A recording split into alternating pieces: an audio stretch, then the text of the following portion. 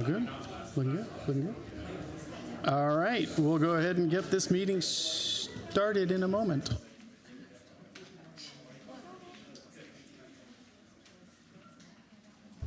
One moment, please.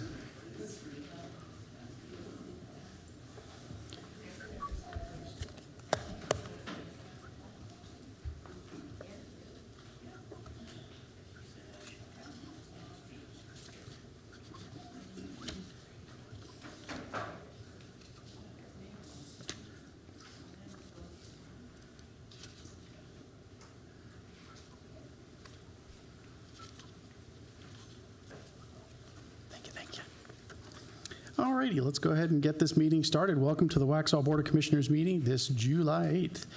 Can I get everyone to please rise for the Pledge of Allegiance and a moment of silence?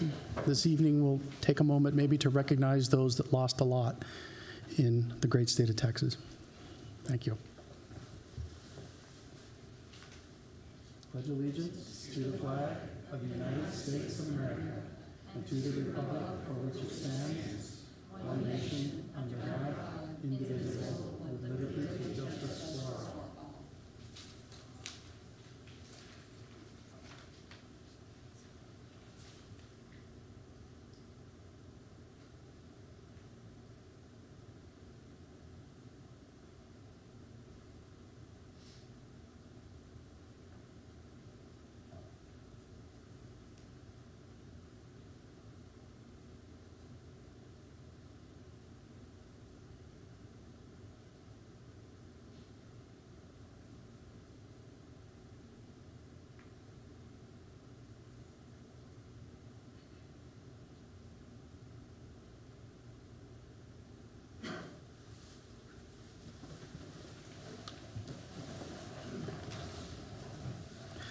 Alrighty, so there was a request earlier to amend the agenda slightly.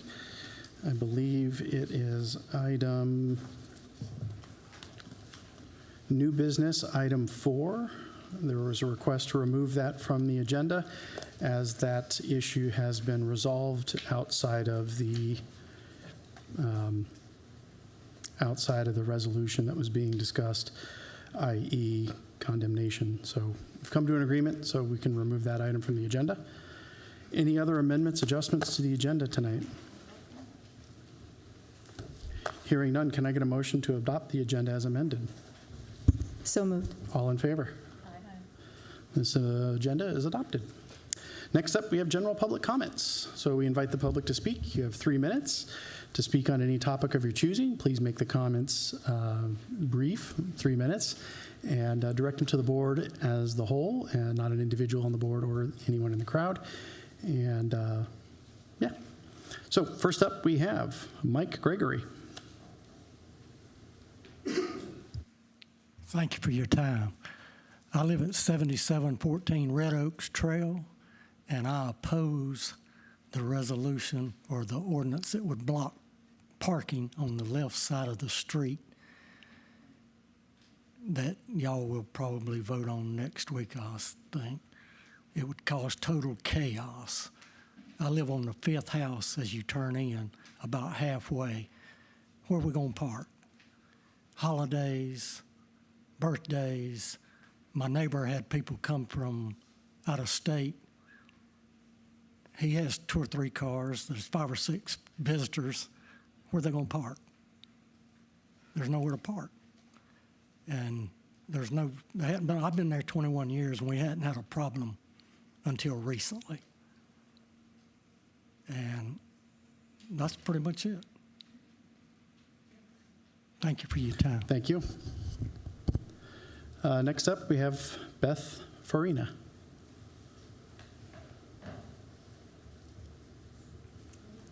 Thank you. I live in the Oaks on Providence, and I don't know that having parking on just one side will fix it, but it's a safety issue at this point. I have a son who's learning to drive, getting in and out of our neighborhood, the Oaks on Providence, onto 16, because you've got people parking on both sides. The solution would have been not to have put businesses at the front of our neighborhood, without having an access off 16, but that ship has sailed, and it is not safe. I understand my neighbor's point of view, and I get, if you just had people parking like they do anywhere in the neighborhood when you have guests, but that's not what's happening. You have an empty parking lot for those businesses, and then you have business parking that's actually being parked on the street, and y'all were kind enough to put a sign up that said you don't park from this distance up to the stop sign when you leave Red Oaks, but people are not listening to that and just trying to get out safely or to get in because you can't see what's coming. So I'm not really sure what the answer is. We do need a safe resolution to it. And I don't know that the resolution that but one side parking would be better than nothing being done, because it is really, really unsafe getting in and out of my neighborhood. And again, my youngest who's learning how to drive, you've made an obstacle course at the beginning of my neighborhood, and he's going to get there, but he's already a scary driver, so it's not a good thing. So thank you for your time. Thank you. Next up, we have Sandy Summerlin. Thank you. I live in the Oaks on Providence. I live on 7706, which is right next to the property that we're talking about.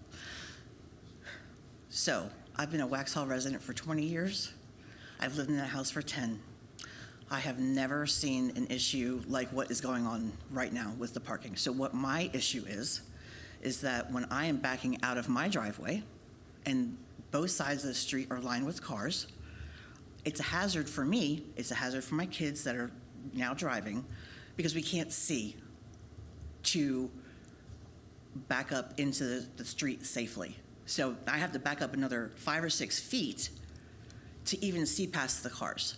And when they're parking big SUVs, last week we had a bus that was there. I mean, y'all don't see it because I live next to it every day. I see it all day long.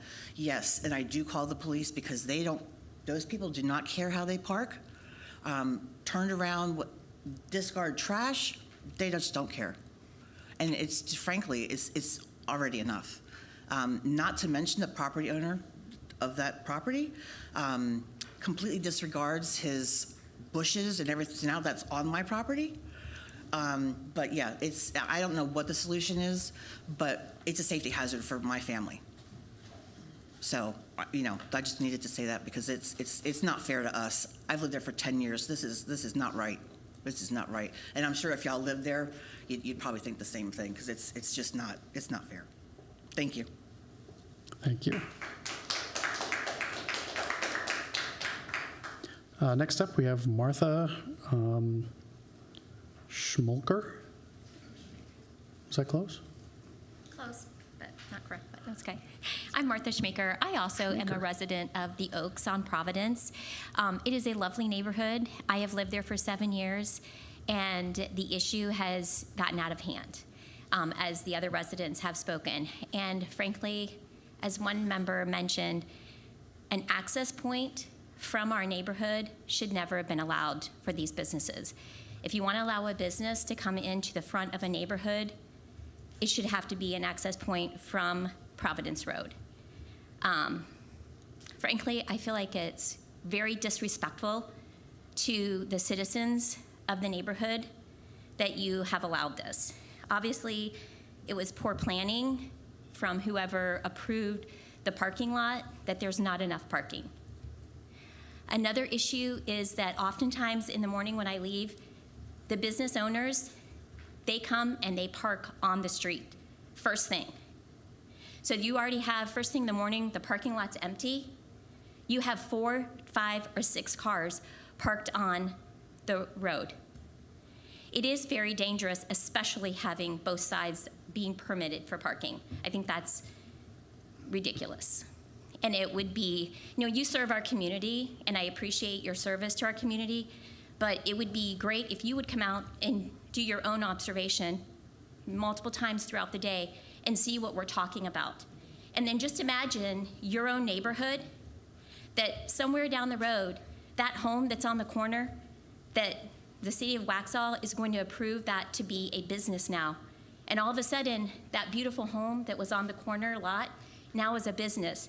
And then you're surprised that they let another 3-unit business building be constructed and a huge parking lot. And all of a sudden, your beautiful entrance to your neighborhood has turned into commercial business. And we've also heard that that lovely wooded lot between the Oaks on Providence and Alma Village is being considered for business, with access points from the Oaks on Providence and Alma Village. So I would ask you today to consider the residents that live there, that thrive there, and it's a beautiful community, but it's really upsetting the citizens for the disrespect that we feel has been handed to us. And so we are coming to you tonight. Obviously, this is the Oaks on Providence heavy speaking tonight because it's become a source of contention. We talk about it all the time. We text each other. We take pictures. I've taken multiple pictures, and like they're talking about, the parking lot will be empty, but there'll be 5, 6 cars parked on the street because they're trying to allow their patrons, which I get it, they want their patrons to have enough room to park. So obviously the parking was not planned properly, but we're coming to you tonight and asking if you would make a resolution and make sure that there's no 2-sided street parking, and that you would consider our neighborhood going forward with any other development in that area. Thank you. Thank you. Next up, Bill Ramsey.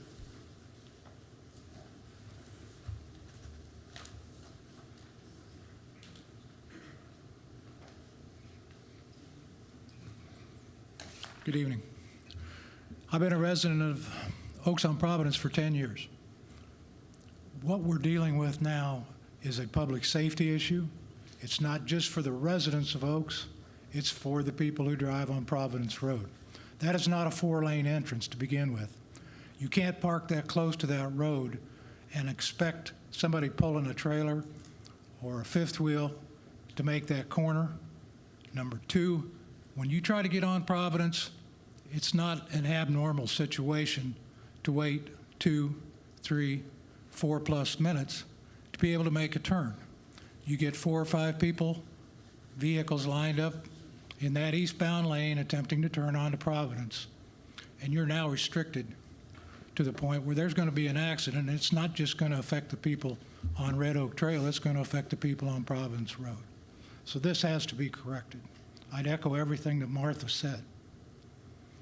Do you have any questions of the people who live on Providence Road?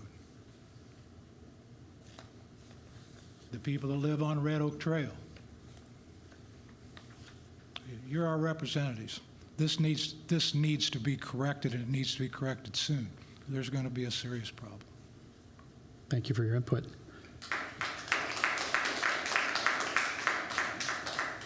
Next up is Debbie Pronti.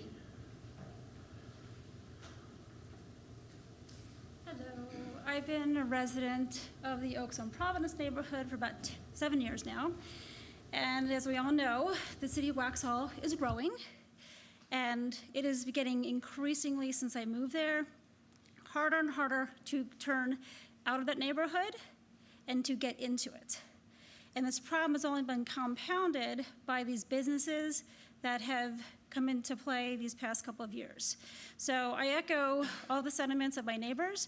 So if you can picture it, Red Oaks is about 3 lanes. So when you have cars parked on the right side, on the left side, picture trying to get out of that neighborhood and making a left turn, or even coming into that neighborhood where you have cars on either side and you're already having to make a really fast turn to get into the neighborhood.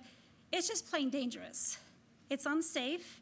It's unsafe for the residents who are trying to get in and out of there, for the people who are going to the businesses there, for the people in Providence. So again, it's just a major safety issue, and it just again goes back to poor planning. So to echo Martha's statement about the planning of the businesses that might be in the woods that are currently undeveloped, you all really need to think about the parking situation for that if you are going to have businesses set up camp there. Because if you simply cannot have these businesses be allowed to have their output onto our street. It's already complete mayhem. One of the issues too is not only do we have cars that are parked on either side, a lot of times these cars are pulled up on the sidewalk. So that we have many residents in our neighborhood who have young children who are pushing strollers.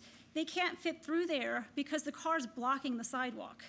But then it's unsafe to go into the street because they have to go out into the middle of the street, and if a car is coming, it's unsafe. And so it just created a major safety hazard with this current situation.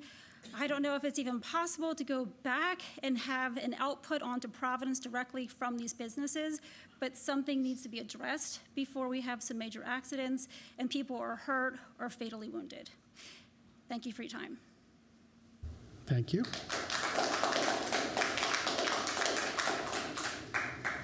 I definitely appreciate everyone's input. It's definitely insightful, I feel, to hear from the residents directly. I've driven through that neighborhood briefly and looked at it on the map several times, so thank you for your input. All righty. Next up, we have the consent agenda. Can I get a motion to adopt the consent agenda? All in favor? Aye. Consent agenda is adopted. Next up, we have recognition. Chief Dex Wilson, I think you're the first on board for recognitions.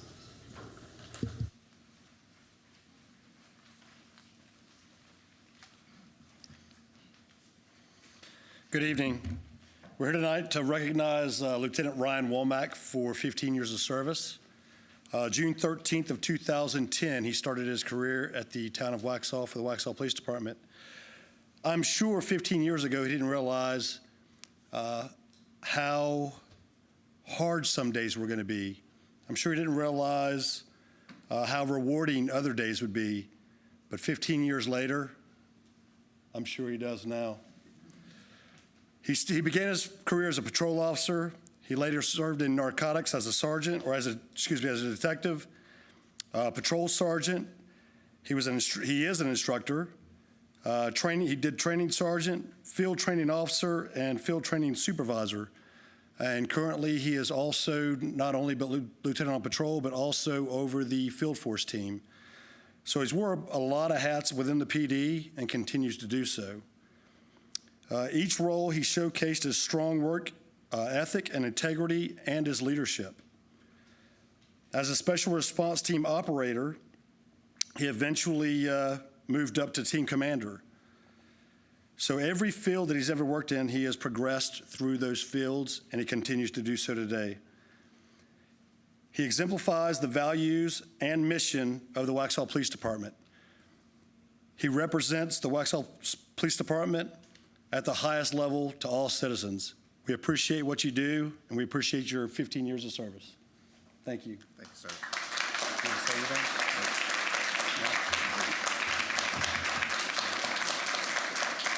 Sure don't.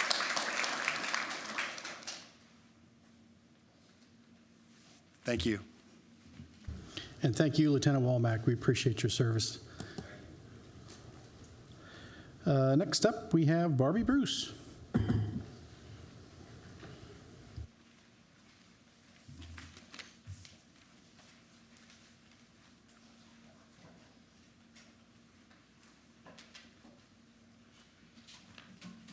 Good evening, Board.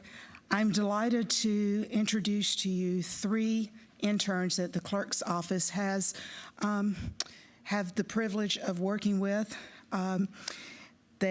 We have one that is North Carolina State University student and 2 that are still in high school. Kiana Naker, is she here? Okay, here, all 3 of them are here. Great. So these are the clerk's interns.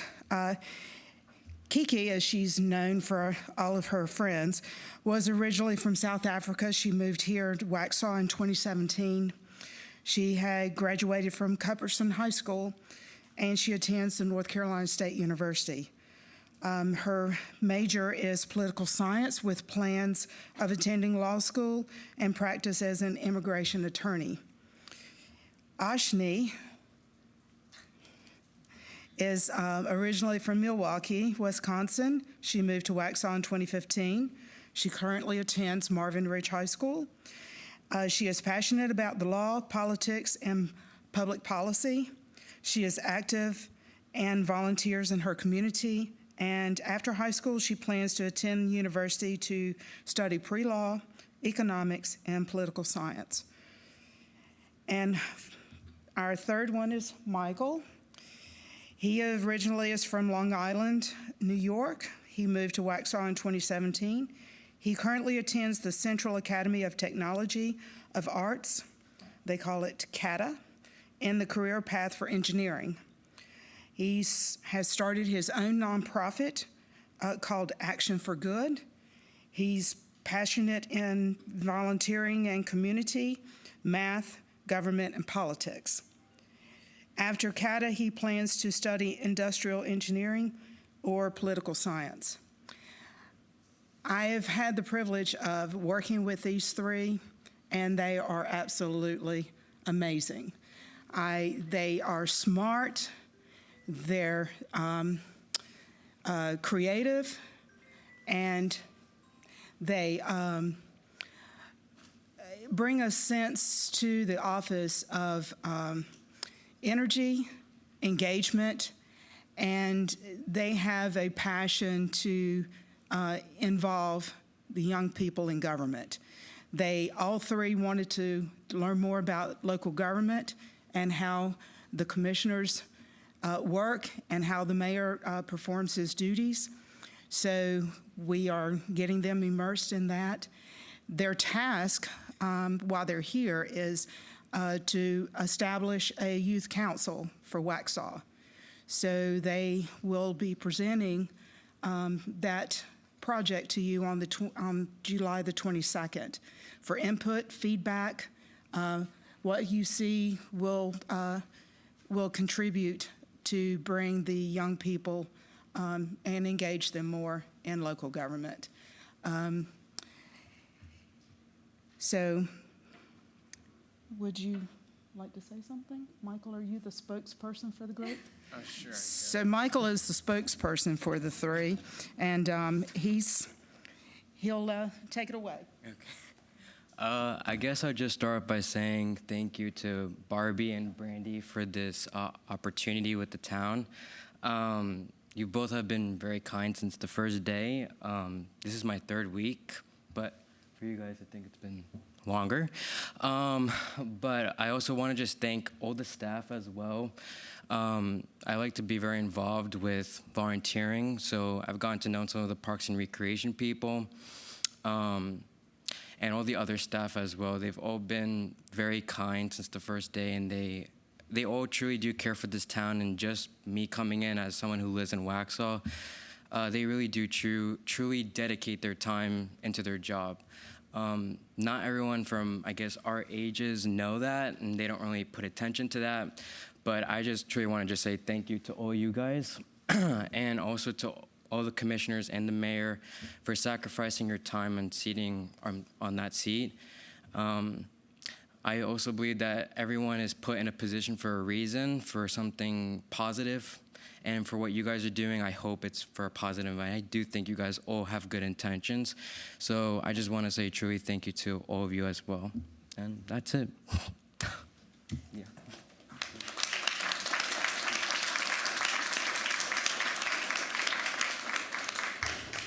Thank you, thank you.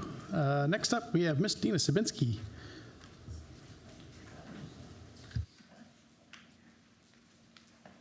Good evening. Let's see if this. Thank you, Joe. Okay, I'd like to also invite up the Waxhaw Girlfriends group. Come on up. We have a couple ladies from that group here as well. All righty. So we are here tonight to celebrate Miss Kat Pitto. So Miss Pat, if you didn't know her, you're missing out on a treat. She was one of the most spiciest ladies I've ever met. She definitely lets you know where you stand with her, and like within the first 2 minutes. But I thoroughly appreciated and enjoyed her spirit. She definitely kept me on my toes at all times. I would see her walking downtown. She was going to have coffee, and she would definitely be one what have you been up to? What trouble have you been doing? I'm like, well, we won't talk about the trouble, but she was just such a sweet soul. Again, kept me on my toes. So today we would like to recognize her. The Park and Rec team and the Waxhaw Girlfriends group partnered together to plant a tree in the downtown park in the nature area near the stream. So we have a tree already there. We were able to put the plaque there, and just a little bit about Miss Pat. Again, master gardener. She definitely had a joy of nature, which I truly appreciate, and was involved in lots of different groups, as you can see on the screen. Again, such a beautiful soul, and if you missed out on knowing her, you really missed out. Ladies, would y'all like to say anything? Just wanted to say that Waxhaw Girlfriends Group has actually been around for about 8 years. This is our 9th year. We have over 2,000 members. So Pat was a member, and up until last year, she still was coming to Scrabble and coffee and book club and all kinds of things. And she was known for her love of gardening. She would have people coming to her house all the time and give her plants away. But she definitely was a feisty lady, and she never held back, which that's why we loved her, because she was so real, you know. But we missed her, but she had a good run. Yes, and she is remembered within a living tree that will grow with the park, which is awesome. Yep. All right, and then I just need a quick little motion to accept that donation of the plaque. Motion to approve and authorize the town manager to accept the donation sign for the plaque from the Waxhaw Girlfriends Group. All in favor? Aye. Any opposed? No. Motion carries. Awesome, thank you. Thank you.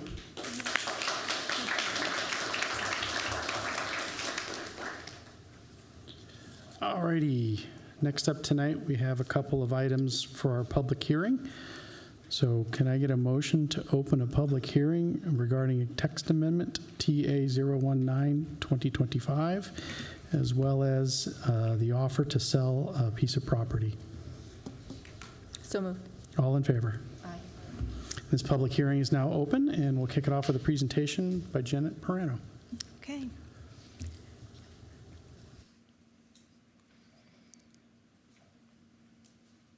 Thanks, Joe. So I'm Janet Perano, your Senior Historic Preservation Planner, and I'm here tonight to talk about deconstruction. The request is by the Town Planning Department to amend our Land Development Code to allow for a deconstruction plan prior to the demolition of a structure that has been determined to be contributing to the National Register Historic District or designated as a local landmark or within a local historic district. So let's talk about what deconstruction is. It is a process where buildings are carefully taken apart with the goal of salvaging as many materials and components as possible, and with a focus on preserving the elements that can be reused, recycled, or restored. Benefits of deconstruction, we can start with preservation. Deconstruction helps to preserve key historical elements, architectural features, building materials, and historic fixtures and features. The photos on the screen are of two buildings that we've lost in the last 2 years or so. The building on the top is the Tyson store that was built in 1916, and special things about that building were the prism glass transoms over the storefront windows and doors. Prism glass is glass that has raised ridges or bubbles that acted as a prism to reflect sunlight towards the rear of the building. And that was brought about in the late 1800s, and that building was the only one in the town of Waxhaw that had that prism glass. Also, pressed tin ceilings in the one section of the building. And those are just a couple of the architectural elements that possibly could have been saved if anybody had taken the time to really look and try to save those parts. The building on the bottom was the old Waxhaw Post Office that was built in 1905, spent part of its life as a silent movie theater. It is a rare example of a shotgun-style commercial building. It was unique and especially significant to local history. That building possibly could have been saved, maybe moved to a different location. But if you're not aware that we don't have any real control over preventing the demolition of these buildings. If the property owner chooses to demolish them, that it's their right. So what we're asking is that we get an opportunity to check the building to see if there are special architectural features that could potentially be saved. We've worked with the Museum of the Waxhaws, who has agreed to store some of these features if we're able to save some of them. So besides preservation, another benefit of deconstruction is waste reduction. Construction and demolition waste in the United States accounts for 1/3 of all solid waste.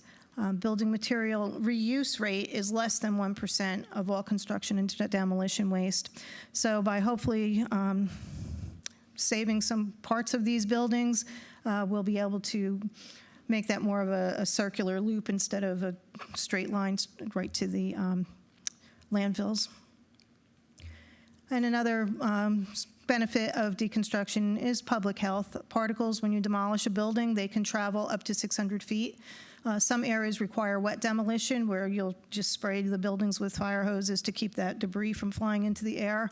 And old buildings can contain asbestos and lead, so if we're able to carefully deconstruct rather than just demolishing, it's a public health benefit. So the requested changes are in red. We want to add the word deconstruction to the title of that section of the Land Development Code. And then at the end of that paragraph, just add the sentence to identify salvageable materials of historic or architectural value. And there's another additional paragraph, and what that paragraph is to, when demolition is approved, to give the opportunity to go in and take a look at the structure and see if there's anything that can be deconstructed or saved. And this is not for the entire town. It's for buildings that are contributing to our National Register Historic District or that are listed as a local landmark or within a local historic district. This was presented to the Historic Preservation Commission on June 10th and the Planning Board on June 15th, and both advisory boards voted unanimously for a favorable recommendation. The reasonableness and consistency statement is there.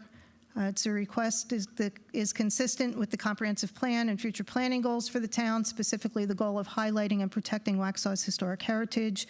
It is reasonable and in the public interest in that it encourages the preservation of historic and architectural elements, provides a source of affordable building materials for renovations of historic structures or reuse in other projects, and reduces landfill waste.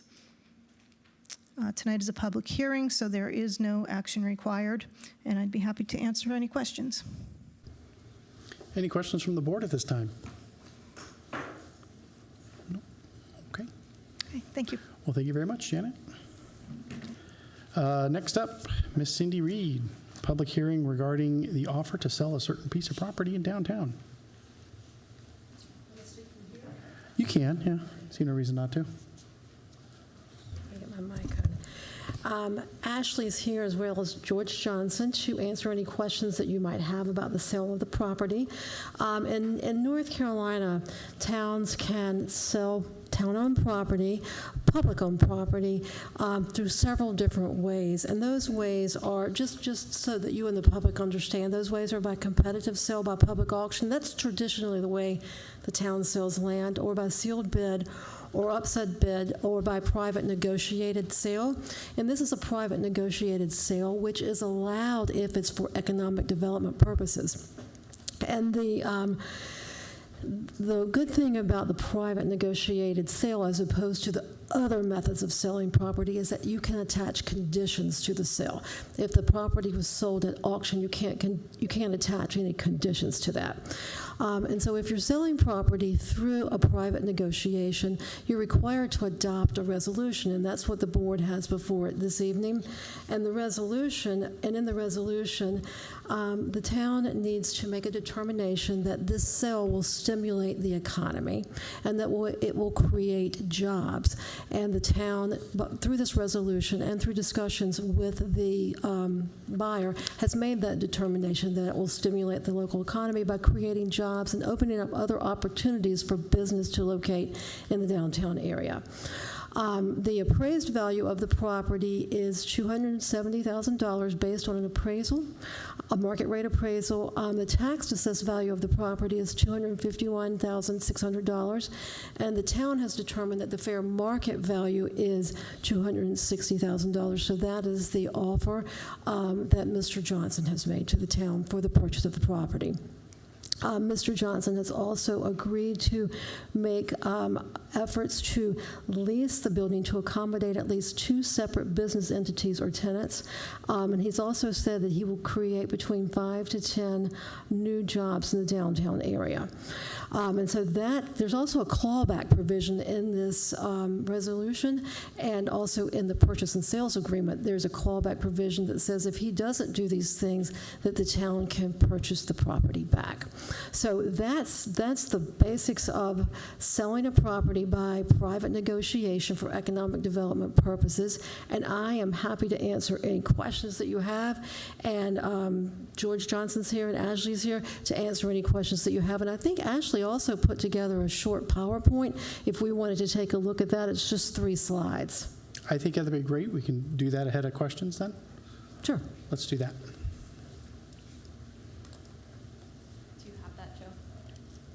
Do you have that PowerPoint by chance?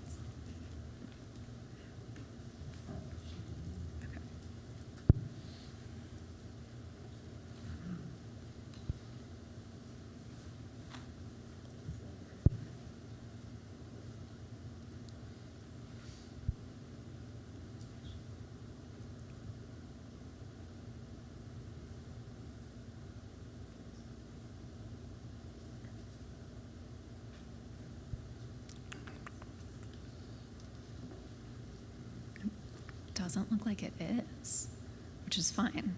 Joe, could you pull up Google Maps for me?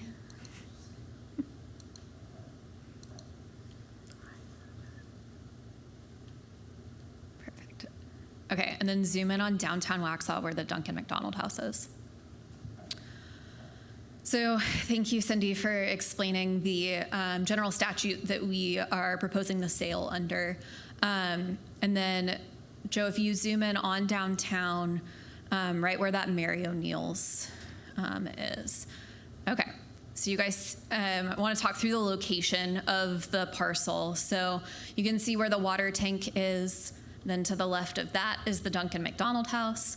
And then right at the corner of North Church and McDonald Street is that gravel parking lot right there. So the town owns this lot. It is about 4/10 of an acre there. And so the proposal, as our attorney described, would be to add a building there that could accommodate a minimum of 2 businesses, potentially up to 5. Creation of jobs, as well as helping add some commercial space for businesses that want to locate in our downtown. And we currently have a list of more than 80 businesses that want to locate in the downtown district, so this would help provide us the start of some commercial space to help chip away at that list. I'm happy to answer any questions of the board on this if you guys have any. And then we also have Mr. Johnson here if you have any questions of him. Any questions from the board? Ashley, I think it would be helpful if you could explain how it would be situated and how many parking spaces there will be. Yeah, I may bring up James for that as well. So it's to be determined. We obviously have not had any development proposal submitted. This is just the sale of the property, and we do have those clawbacks on tenants and jobs in the agreement. I think In initial discussions, we have talked about a 3,400 square foot building that would face Church Street. And then in initial discussions, we have talked about realigning parking. So realigning that gravel parking lot in the back, as well as aligning parking on North Church Street. So just in those initial discussions with our engineering team and then with Mr. Johnson, there would be a minimal to no loss of parking if we're able to realign some parking spaces in that way. Wasn't there also a possibility of more parking spaces? Potential, yep. There could be. Just depends on how that parking is aligned and how that building is aligned. If the storefront is facing Church Street, are we thinking there's going to be walk-in access from a sidewalk that goes up Church Street? By code, we have to have a sidewalk in front. So we are looking at connecting the sidewalk that is... Yeah, to the mic. We're looking at connecting the sidewalk that is on the side of the yarn building that they just put in, have that connect and go up to the church itself. So it'll be right in front. The parking that's on that street now that's on a diagonal, we would mirror the parking that's on the other side that is parallel parking. Yep. So the street would actually be a tiny bit wider for trucks and cars to get through. So that is the idea that we have on that. And with it going parallel, we will actually still have the same amount of parking that is at the diagonal there. Cool. Any other questions? Any other questions from the board? I have a question for the board. As I said, you can attach conditions to this. Do you want to attach the condition that there will be minimum to no loss of parking? And do you want to attach the condition that the building face Church Street? That's. We can't guarantee that. Okay. Someone leaning up against the switch? Okay.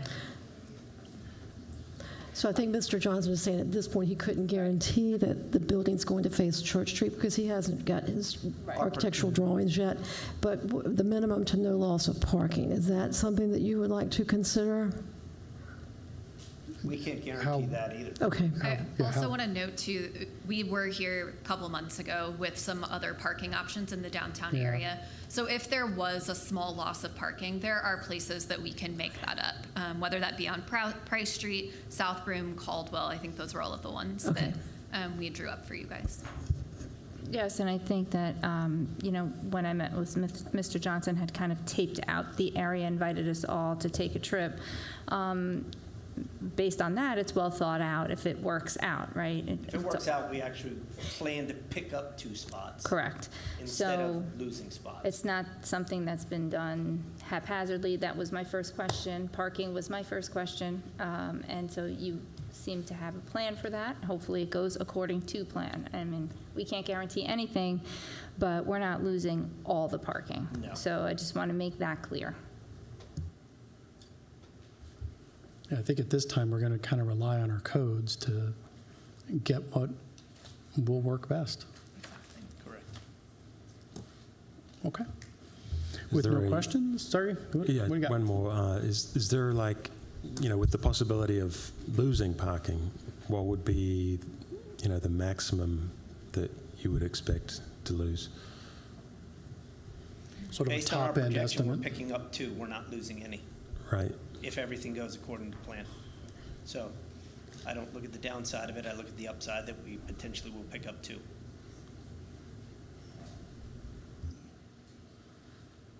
We'll hold you to that. What's that? We'll hold you to that. Any other questions? All righty. I think we're good then. Thank you. Anything else, Miss Cindy? Mike? Because this is a public hearing, you're not required to take any action, but you can recommend to approve the resolution if you wish to do so. Has everyone seen the resolution? So I want to make sure we're familiar with what we're going to approve if we did so. Would everyone be comfortable voting on said resolution this evening? Okay. Do we have a resolution number for that at this point, or can I just leave it generic? Would you ask? Would you ask that question again, please? Is there a resolution number I need to reference? How do I formally? Yes, it's RES 2025-019. RES 2025-019? Yes. Very well then. Could I get a motion to approve Resolution RES 2025-019? So moved. All in favor? Aye. Any opposed? This motion carries. Thank you. Moving right along. Congratulations. I think a lot of folks will be excited to have some new businesses downtown, so we're looking forward to seeing the end product. Thank you. Let's see, at this point, can I get a motion to close this public hearing? So moved. All in favor? Aye. Any opposed? And this public hearing is now closed. Thank you very much. Off to old business. Miss Emily Leonard, something to present to us, I think.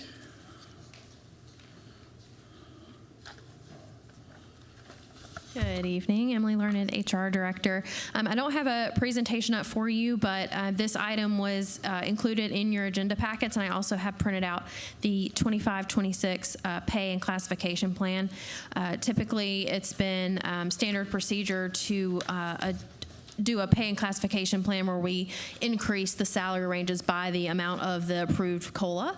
And so that's what I did is I used our previous pay and classification plan and then just moved those salary ranges up by the 3% that was approved last meeting in the budget. So this is just kind of officially adopt the pay and classification plan for fiscal year 25-26. So it has the grades, the salary ranges associated, the positions, and then of course the status of exempt and non-exempt. And if there's any questions, I'd be happy to take those. Any questions from the board on the salary classification plan? Yeah, so we're just looking for a motion to adopt the 25-26 pay and classification plan as presented effective July 1, 2025. Can I get a motion to adopt the 2025-2026 pay classification plan? So moved. All in favor? Any opposed? Nope. Motion carries. Thank you. Thank you, Emily. Next up, Ms. Dina Sabinski, Parks and Rec Master Plan.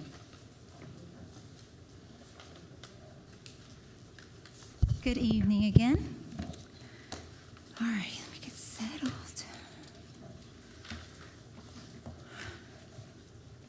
All right, so tonight we are at our home stretch for the Park Master Plan update. Tonight I'll be going over the kind of like the master plan by sections.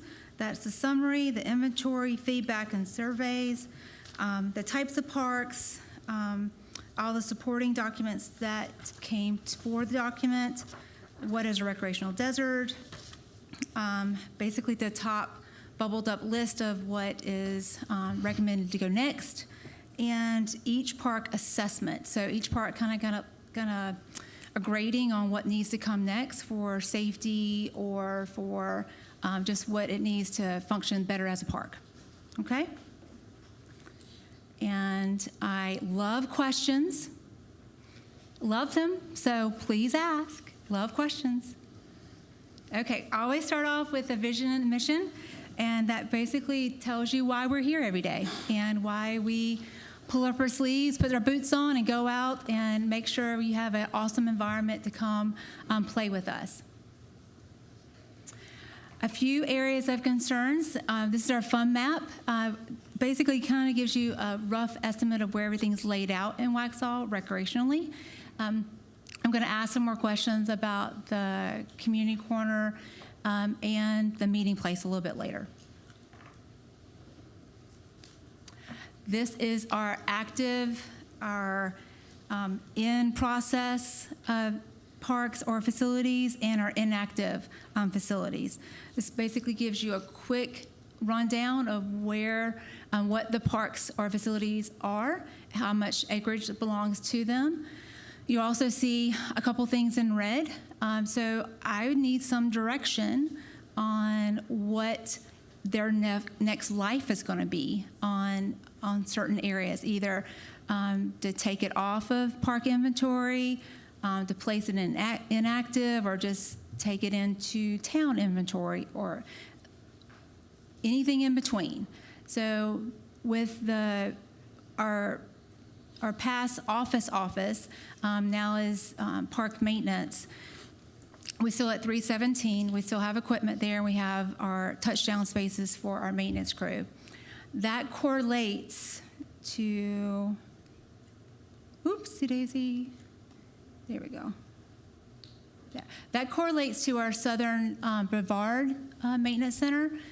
Those things need to kind of work together on if we're totally moving out of 317 for whatever next life is going to be, we need to get the Southern Brevard Maintenance Center shored up so it's ready to have all that equipment and people there. The community corner. I know that we're going to get lots of feedback with our downtown master plan that's coming up soon. And I just need a little direction on if it's staying Park and Rec or if it's going to turn into a different life. So that's something I need some direction on. The meeting place. When the Learning Center is up and running, we're moving all the rentals and programs and meetings into the Learning Center. And we don't know what the next life of the meeting place is. Now, with that sidebar, we have in the CIP for a master plan for Barnes, David G. Barnes, and the skate park that could incorporate, come together with the meeting place to see what you want it to be, and that could be a part of that discussion. But I just want to make sure that we start having a plan, because it's still a facility that we still need to maintain. The McDonald House will come off of the Park and Rec inventory and go straight into business development when we totally move all the programs out, and they will go to the Learning Center as well. Any questions about this slide? When you talk about if we don't want to keep the 317 North Broome, and that means you need to shore up Brevard. Brevard, yes, ma'am. What does shore up mean? So we have an older building. Well, it's old. That's there right now. That will come to you soon about what it needs to happen to that older building, and then what we need to, an office space and restroom needs to be put back in that space to move everybody from 317 to that space. Do you think I don't know if you know at this point or not, but do you feel that the sale of 317 would come close to covering the renovations needed at Brevard? I don't know that because I don't know what the market value of that space is right off my top of my head, but that's something we can explore though. So this is the great question in answering that I need feedback on. Give me a path to go explore, and I can come back with information. Well, I guess the other question is how many staff members do you have at 317 that would need to move? And is there another spot for them other than Brevard? So do we need one or the other, I guess, is the bottom line. Again, they correlate. So if we don't have Brevard's not ready to house like a touchdown and a restroom in that area, then we need to stay at 317 until we're able to do that. And when we talked at retreat about kind of let the dust settle and let the downtown master plan come back so we can have more information, it's similar. The more information we have, the better decisions, can be made. So we definitely need a place for them. We don't have room in our new building. If that's the question, I think is being asked. In some future state where 317 was sold and let's say it covered the cost of the needed renovations at Brevard and you moved staff into Brevard, seems like that would be a convenient location. That works. Because it's close to the new learning center. It is, and it helps support our downtown when we do events, and the downtown park and the learning center. So everything is kind of nestled together, and it works well together. If we can be put into the Brevard, I guess it would depend how much it would cost, to be frank. And we're getting to fix up Brevard. Yes, ma'am. So we're getting the estimates about what the Brevard building is right now, what to do, how to do that, and then we have estimates on just a prefab sit in place. Kind of, it's a lot more economical to do those. Just hook up the water, and all my IT information goes in there as well. Okay. Good questions. Have all 4 of these properties been incorporated into the downtown master planning that's currently going on? So I know briefly, Ashley, if you want to come up and give me more clarification, the 317 community corner, I'm not sure about the meeting place. Yeah, so the community corner has been, the 317 has been, it's just those two, so not the meeting place and then not the Brevard. Because the meeting place is, how many square feet is that building? It's less than 500? Maybe. Yeah, probably 12,000 maybe. 12,000 square feet? No, 1,000. Yeah, about 1,000 square feet, okay. It's just a one room Yeah, I didn't think it was meeting area, and then a restroom and like a little kitchenette. It's a bedroom. It does house, like the basement houses some cleaning supplies to help us with the park. And that's actually the most rented out facility, one of them, the rec barn's the other one, that we have. But all those meetings and rentals would go to the learning center. Yep. Okay. Because it will be a better upfitted facility. Would it be possible to save a little money on the renovations of Brevard if maybe some staff could be housed at the Learning Center? The Learning Center will have eventually, it'll have one person there all the time, but then it just has a touchdown space for 2 people. The rest of it is literally programmed. There's no other. We try to do bang for our buck on making sure we have the biggest programming space as possible. And can any staff member be housed in this building? It's our park maintenance staff. Okay. They look different from me on how they operate. Gotcha.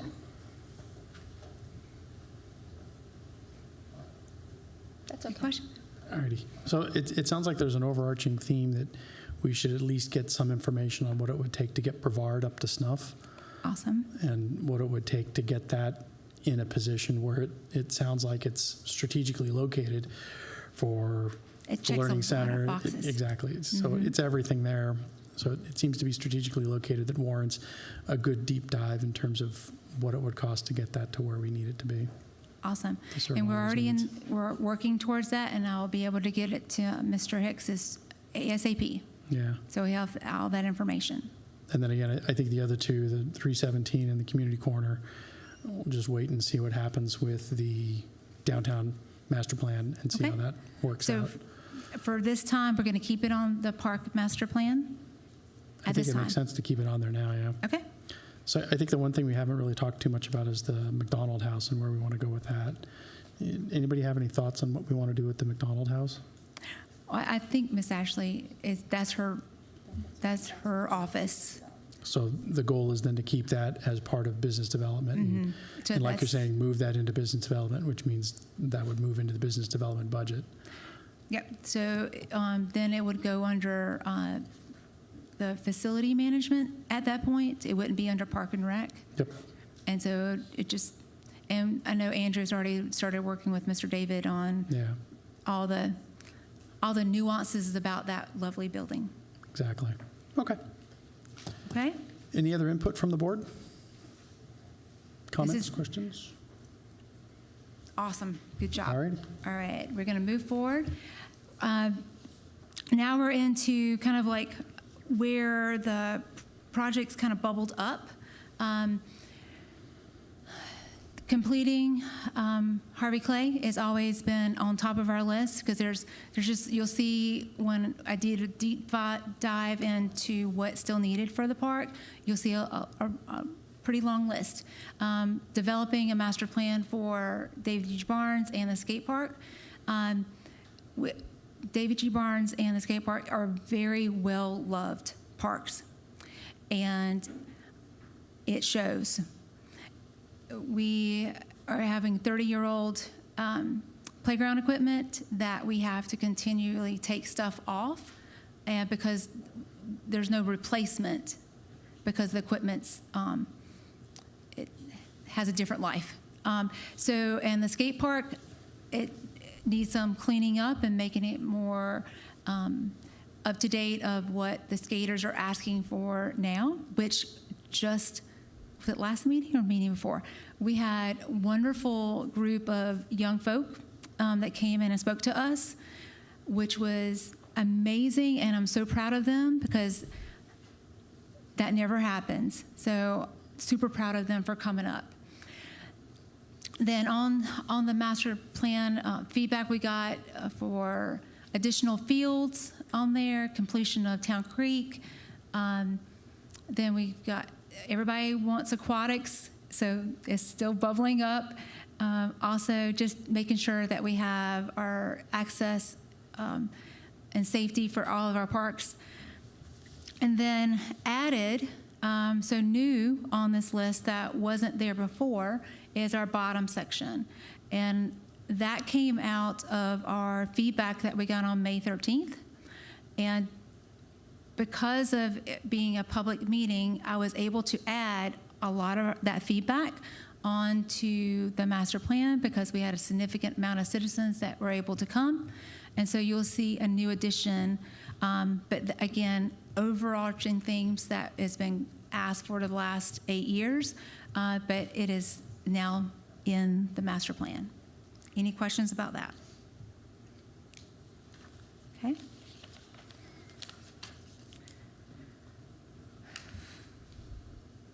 What is a recreation desert? Basically, it's a lack of physical space that's for the public, has accessibility issues, it has economic factors where everybody can't come and play, and its impact to health and wellness. When we have a situation where everybody doesn't have access, then you have concerns for our community that are not given the same abilities to come and play. My job is to get you outside. My job is to help you recreate. So this is a concern that we have with this map. You can see some of the spaces. The map in front of you at your spot has a better representation of the 1.5 mile, 10-minute walk, but also has where our private recreations are at, because I know that was a concern out of a retreat, either last year or the year before. But it also, the places in white tells you where nothing is at. Not private, not public. They've got broken lily pads of sidewalks in there. So just to keep that in mind when we have opportunities that come up. We were very fortunate with the recreational barn and the downtown park. When those opportunities come up, we need to look at them. All right. So it needs of expansion. Harvey Clay always comes up, bottles up to the top. Improvements to Town Creek. We are about to get a Waxhaw Marvin's Bridge is about to get redone in about 1.5 years. that is going to improve connectivity. So I would say let's look at that park after that's done to see what kind of washes out and what we need to do from there. The master plan for Barnes and the skate park are desperately needed. Then we're going to individual parks. So in the master plan, I have it laid out for individually about all the phases that still needs to happen. The wonderful thing about these lists is we've done a ton at some of these parks. So for example, Town Creek has a pavilion now, has a playground now, has a butterfly garden, so everybody can enjoy that. It's on the Butterfly Highway. So cool things have already happened at these parks, but there's still a list that goes associated with them. So on the master plan that you got in your packet has all these things. Nesbitt, again, has a long list, so just make you aware of that. And this, all these are associated to the CIP as well. So we lined everything up. So again, the skate park and Barnes is high on that list. Downtown Park, everybody will tell you if you're there between 12 and 3 o'clock, it is hot. So those shades will become in handy in the near future, hopefully. The recreational barn, there's just a couple little things that need to be shored up for them. Special use, the Serpentine Walk would be great with have lighting and power along that, and then just to continue to maintain Dare Still. Special use, the Learning Center, we are in the process of doing that, so we're super excited about that. That maintenance center, we're going to come back with more information. Greenways and trails. Now, this is one of my loves because we are making such good progress on, we just got the feasibility study back, and then we got a grant for a portion, and we're waiting to hear back on another grant. So we're super excited about that. So it will go through a laundry list of things that still needs to happen to connect all those lily pads. So that is part of the CIP project as well. Then the connectivity, and that's those grants I was telling you about. And these are the areas that we've already identified that needs to, when we have the funding available or when we get the grants, to focus on those. The meeting place, the community corner, and the Duncan McDonough House. So we've already talked about that, what that looks like, and we're going to keep those on there. Y'all have already given me feedback. Undeveloped areas, that is our Wasaki area. That's like a triangle area in that neighborhood. Kensington and Curitan, there's a triangle piece in between there. And then our Waxhaw Marvin property also is, all these things would need a master plan to go with them. All the cool things that we got the feedback from and studies, and so we're super excited that we got a lot of feedback, so I'm excited about that. And your recommendation through the motion to adopt the plan. Any other questions from the board? Nope. All righty then. We'll just jump to the motion then. Can I get a motion to adopt the 2025 Waxhaw Parks and Recreation Strategic Master Plan? So moved. All in favor? Any opposed? Nope. Motion carries. Awesome. Thank you, guys. Thank you, thank you. Yay.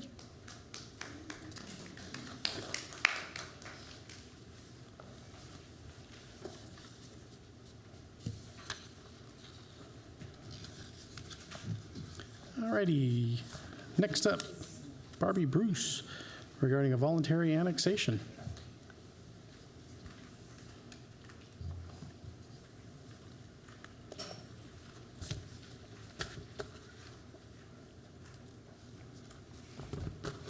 Hello again. So I'm here to provide the annexation petition 18236 for the Olivia property.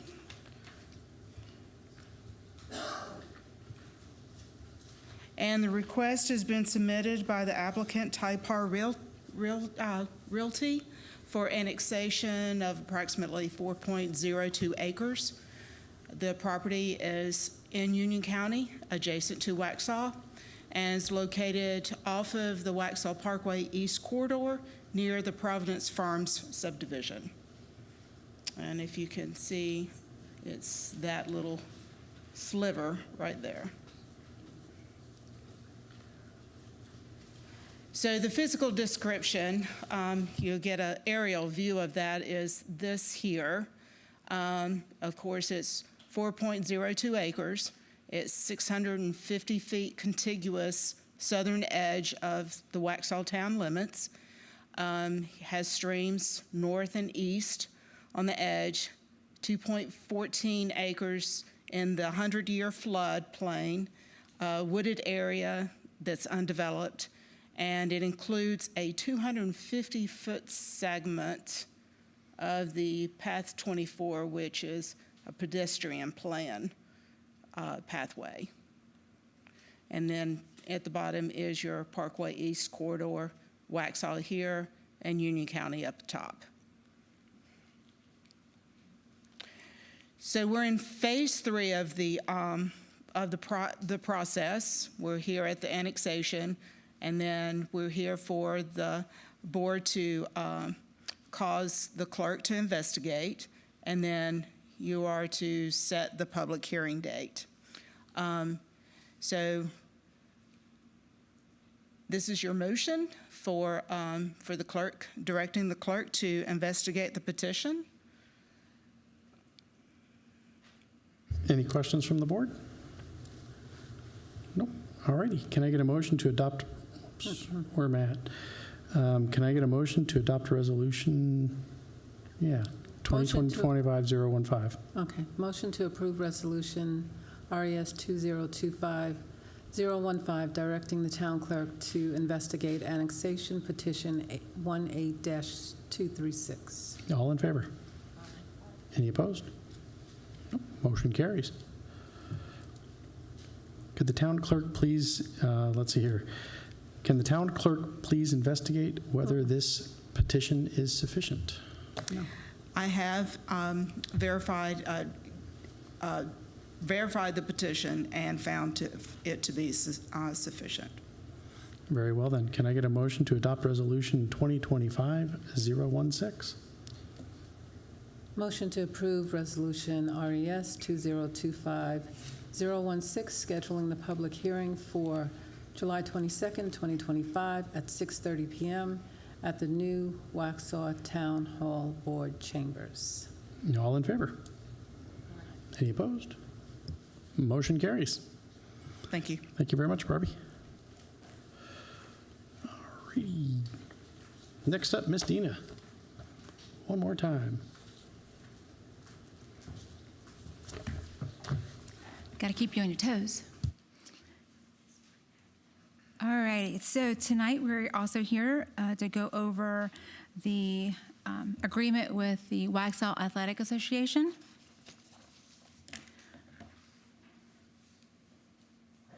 So the agreement basically encompasses the use of Harvey Clay Nesbitt Park. This is a quick outline of what the town's responsibilities are and what the athletic group's responsibilities are. And we've been diligently working on this for a minute, and we finally got it to its finish line, and we would like to move forward. At the communication level between the groups, I've definitely improved this past year. We actually have monthly meetings now. Andrew's meeting with them on Friday for our monthly check-ins to make sure that we're all on the same page on what's going on at the park and activities at the park. And basic motion to give the interim town manager the able to execute the agreement. Any questions from the board on this matter? Hearing none, can I get a motion to approve and authorize the interim town manager to execute the agreement on behalf of the town of Waxhaw? So moved. All in favor? Aye. Any opposed? Motion carries. Done. All right. Thank you. All righty, next up, Mr. James Kelly.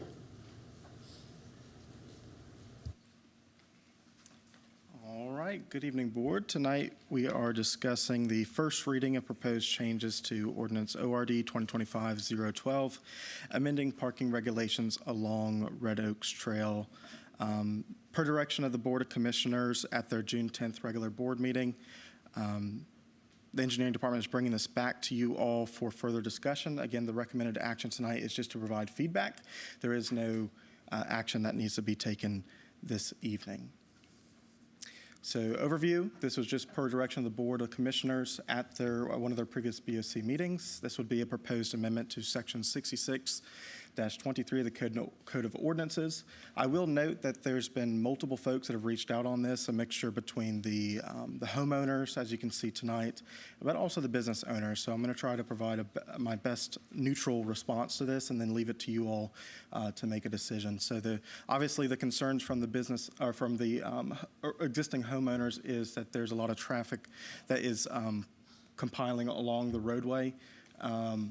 And that's resulting in some perceived parking issues at the intersection. So what the town has already done existing today is we've instituted a no parking sign to help push those vehicles down along the roadway, so that way people turning out of the subdivision are able to effectively have adequate sight distance to make those turning movements. That there still continues to be concerns between the homeowners and the business owners. The business owner's concern is if there's parking that's no longer along the north side of the roadway, that their staff would have to park on the south side of the roadway, or potentially if that parking does fill up, then people using those businesses will have to park on the south side of the roadway and then walk across the street. And they have some perceived safety issues there as well. So it's very a mixed feedback on this item. Our recommendation, since the board has requested that, is to go ahead and proceed with a no parking on the north side of Red Oaks Trail as measured from a point 1,000 feet. And that may seem like a lot, because it is a lot. And the reason why we're recommending that is because if we only move the cars down to a certain point along that north side, what you'll see is over time people will just continue to park down that road. And we've received multiple complaints from the homeowners there that there are potentials with folks parking next to their driveway, blocking their sight distance to and from the roadway. So there is some concerns there. Again, this would provide the Waxhaw Police Department with a means to regulate parking. And I will note that this approach does apply to both homeowners and businesses in more of an equitable manner. And what I mean by that is, right now we get a lot of the calls sent to PD that the homeowners call in about the folks parking on the businesses. Well, the approach would be equally applied across all the businesses and the homeowners.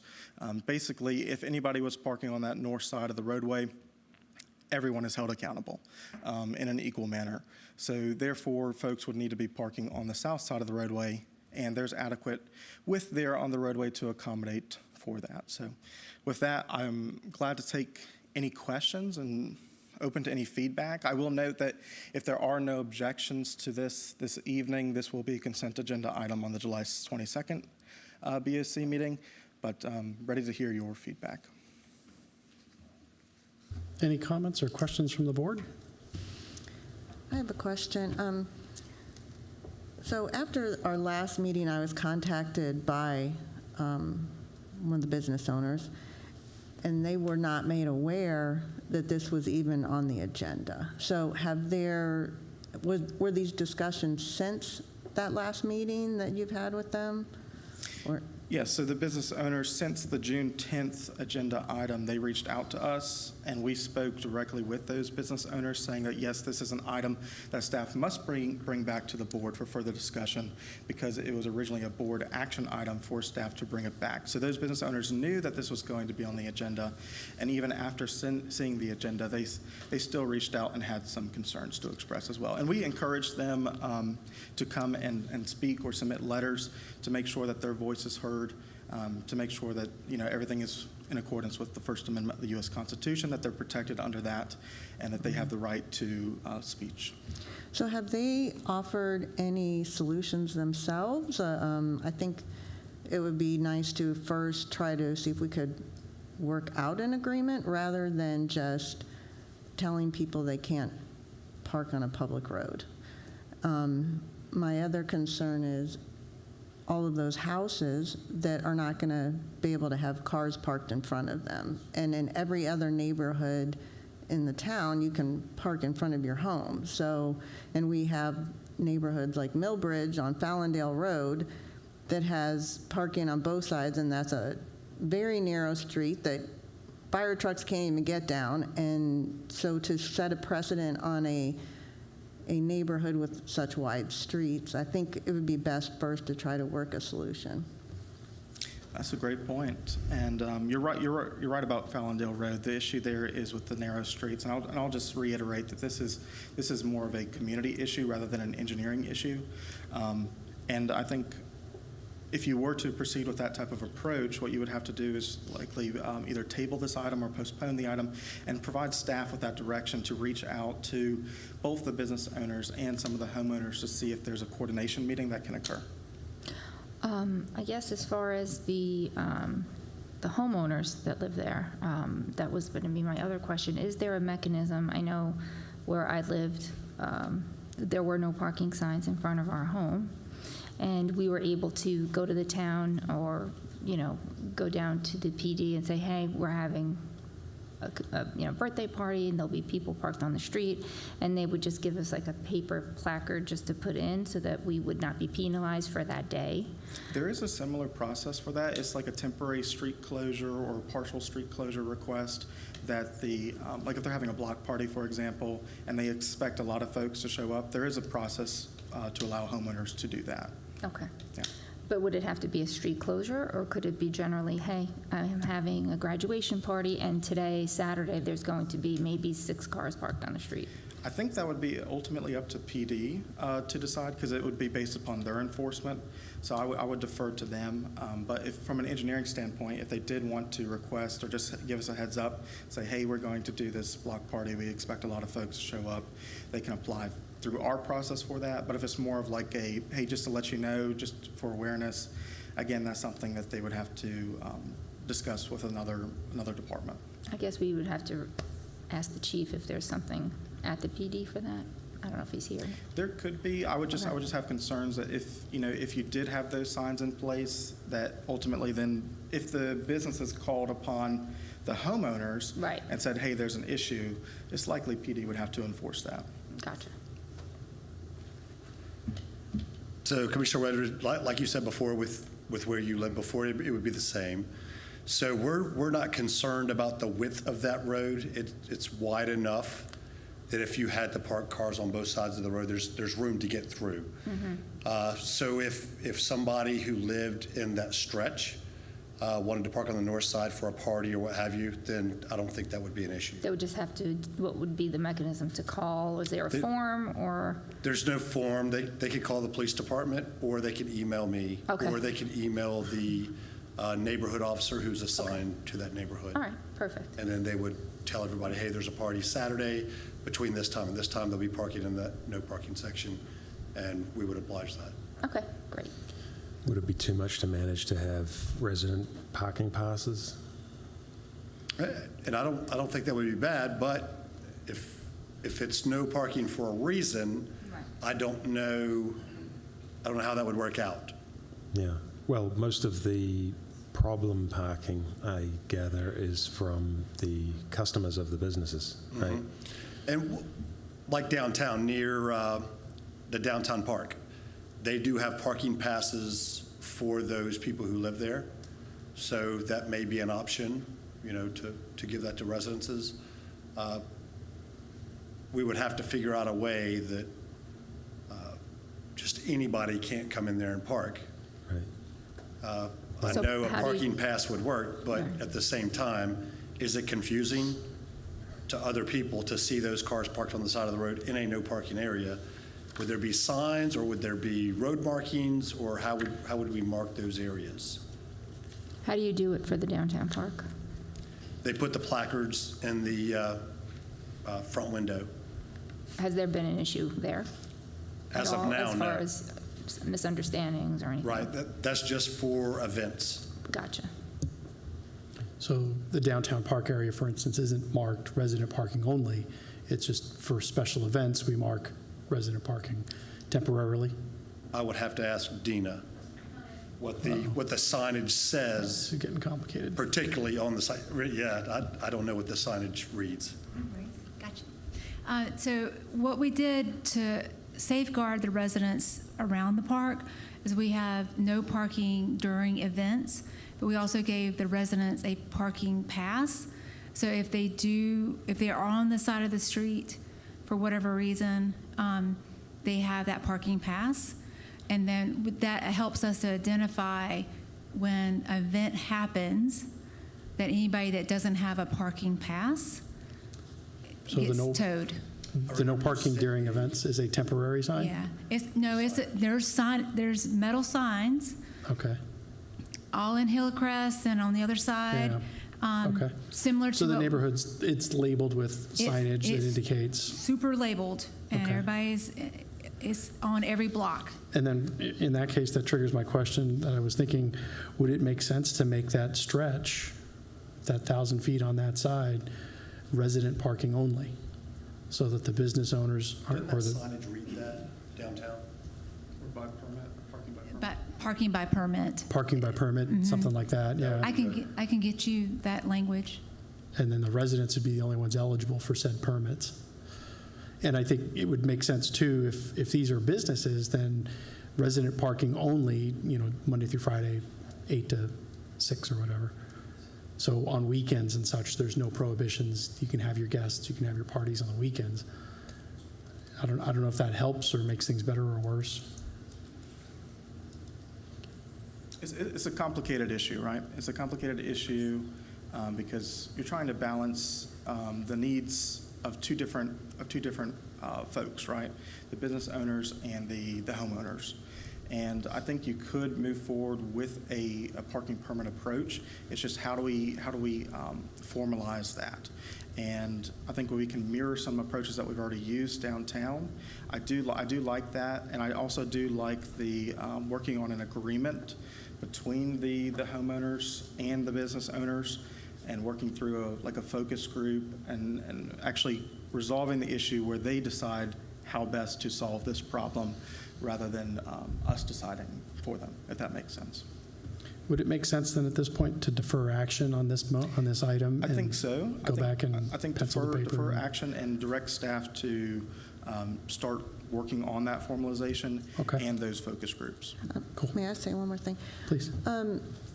One other thing I'd like to know about is, one of the people that spoke, they mentioned about possibly a commercial building going on that opposite corner. I don't know anything about that.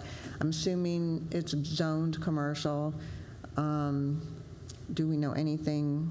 Because what I'm wondering is if something were to come in the future, is there a way to work out some type of intersection improvement with that project? So I think as far as the zoning, I would defer to planning, but I do know that over a year and a half ago, there was original concept submitted for what that could look like. I don't think they progressed any further than that. It's been a while since we've heard from them. Well, some of the residents mentioned about the problem of having the access to and from their street instead of Providence Road. Is there something we should update? Yeah, that's another tough issue because it goes to a legal term called a abutter's right to access.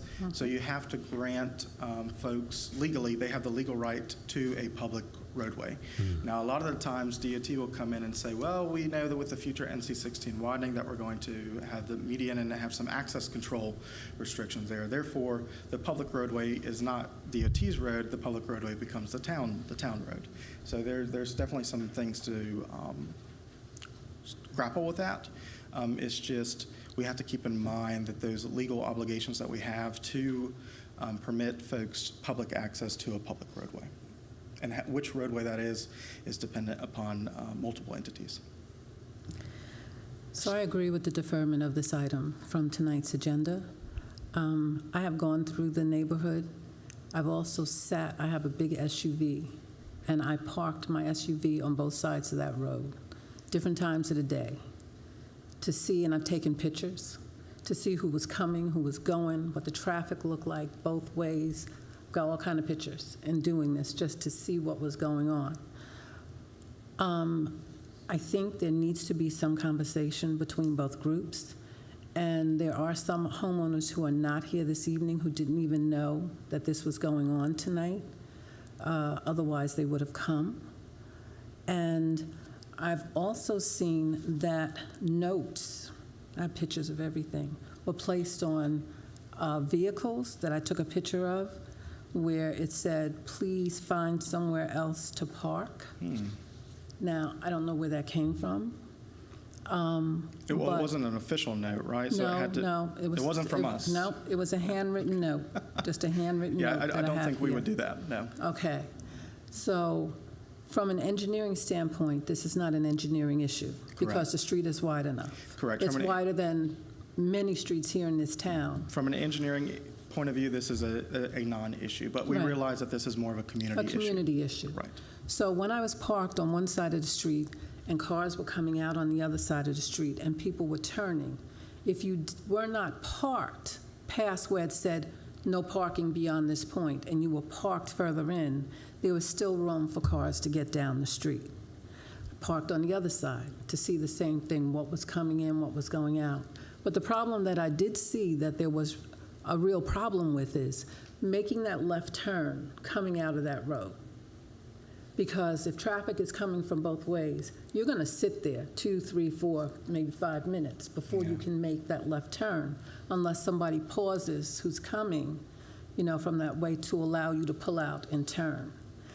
So from that perspective also, is there any way to work with NCDOT or somebody to put a light at that corner for people coming out? The stop sign is there, you stop, but you're going to sit. Yeah, that's a great point. I don't think it's going to meet the traffic signal warrants. What I do believe, though, is DOT would be supportive of a what's called a reduced conflict intersection, or RCI approach. And basically what that means is with the future NC-16 widening and that access control, drivers will actually be encouraged to turn right and then make a U-turn at a controlled signalized intersection. So that's really the approach that DOT is heading with the future widening project. And that reduced conflict intersection approach actually has proven to be an effective means to get folks out into traffic and in the right direction, actually more safer and more efficiently than what would be current, which is just waiting 4 to 5 minutes. Okay. Now, another question I have. Since we were looking at this as making this an ordinance, and this is just particular to this community, so what happens with the other communities if something comes up, say Fallondale, where the fire trucks can't get down? Are we going to look at it town-wide, or are we just targeting one area when we talk about the fact that because from a health and safety issue, if you read, and I looked at the engineering manual too to see, and the notes that were on there, it says that it's not a health and safety issue.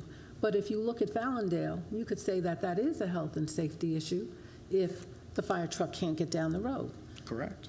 All right, so are we going to start looking at all of those roads and changing ordinances, or are we just doing this like by a particular community, one at a time, and going through this? Or I think that's a great point. I think we would need direction from you all to start engaging, because with Fallondale, for example, the road is about 16 feet wide. And this is 32.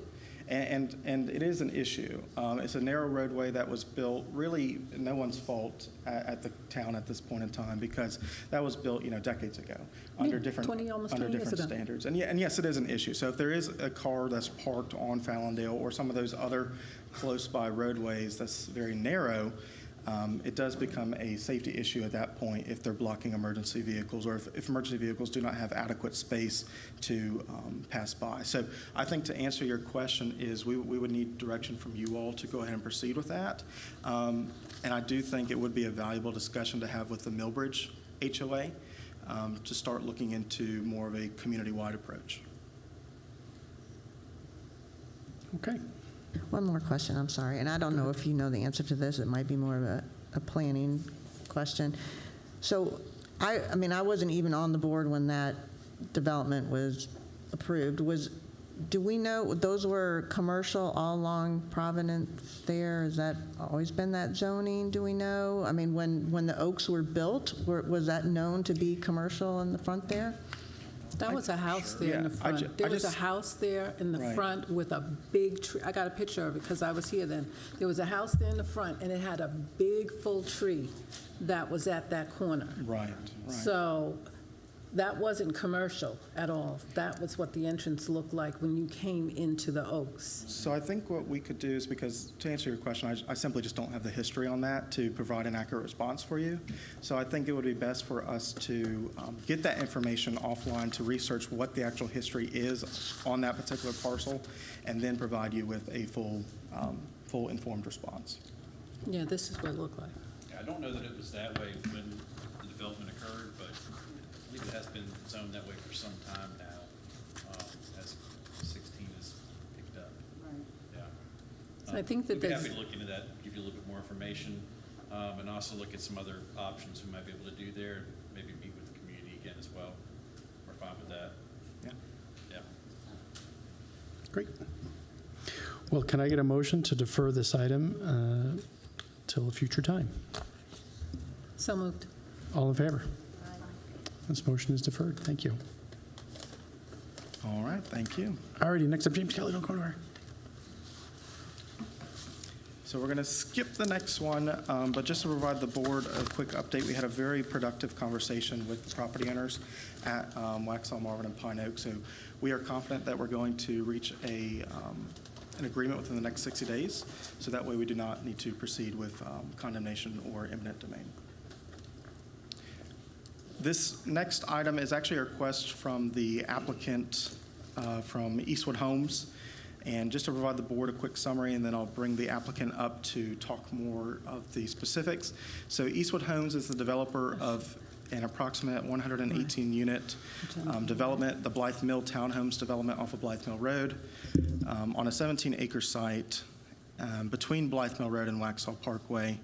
And they're requesting a revision to the existing Transportation Mitigation Agreement, or TMA. And essentially, they're asking the Board of Commissioners to consider an allowance up to 75 certificates of occupancy before completing required roadway improvements. And they have some items that they want to bring forward a few as far as working with other developments in the area, particularly with the Jones Homes or Emerson Park development. And staff will note that this coordinated effort between Eastwood Homes and Jones Homes to complete this improvement at this intersection, which will add a traffic signal, turn lanes, et cetera, at this NC-16 and Blythe Mill Road intersection, could definitely minimize disruptions by combining the work into a single impact, provided that it's done within a reasonable time frame.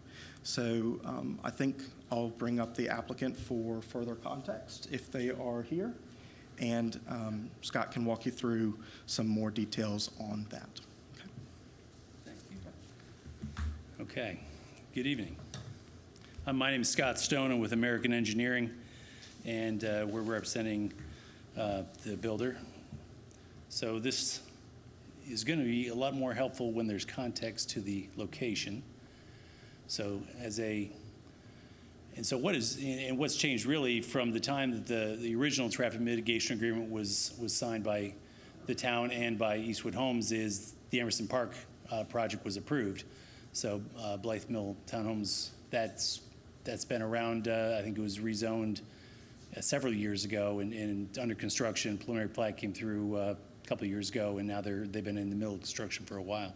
But you can see where it lines up with Emerson Park. Most of what we'll talk about today is really focused on that intersection right there, because that's really the one that's there where there's not necessarily a conflict, but there's really a why something has changed. The one thing I want to make sure that you all know is the only thing that Eastwood's requesting is just the timing of the certificate of occupancies. So getting the COs earlier than what's in the TMA will just allow them to keep going with construction, build the vertical homes, and get residents moving in because they're way ahead of what Emerson Park is. And it makes just complete sense to be able to do that together, because that one intersection right there is, they align with each other, and what was required of Eastwood and what our original engineering design was all approved and started before Emerson Park it came through the rezoning process. So when Emerson Park came through, that's what changed some things. So just want to make it clear that of those 4 improvements that are in the traffic mitigation agreement, none of those are being requested to change. All of those will be done by Eastwood, and some have already been done. But it's just really the timing of when they can start getting residents moving in or having a model home open. To give you a little more context on what Eastwood was required to do initially, the purple and the green are sections that they're going to be adding with turn lanes.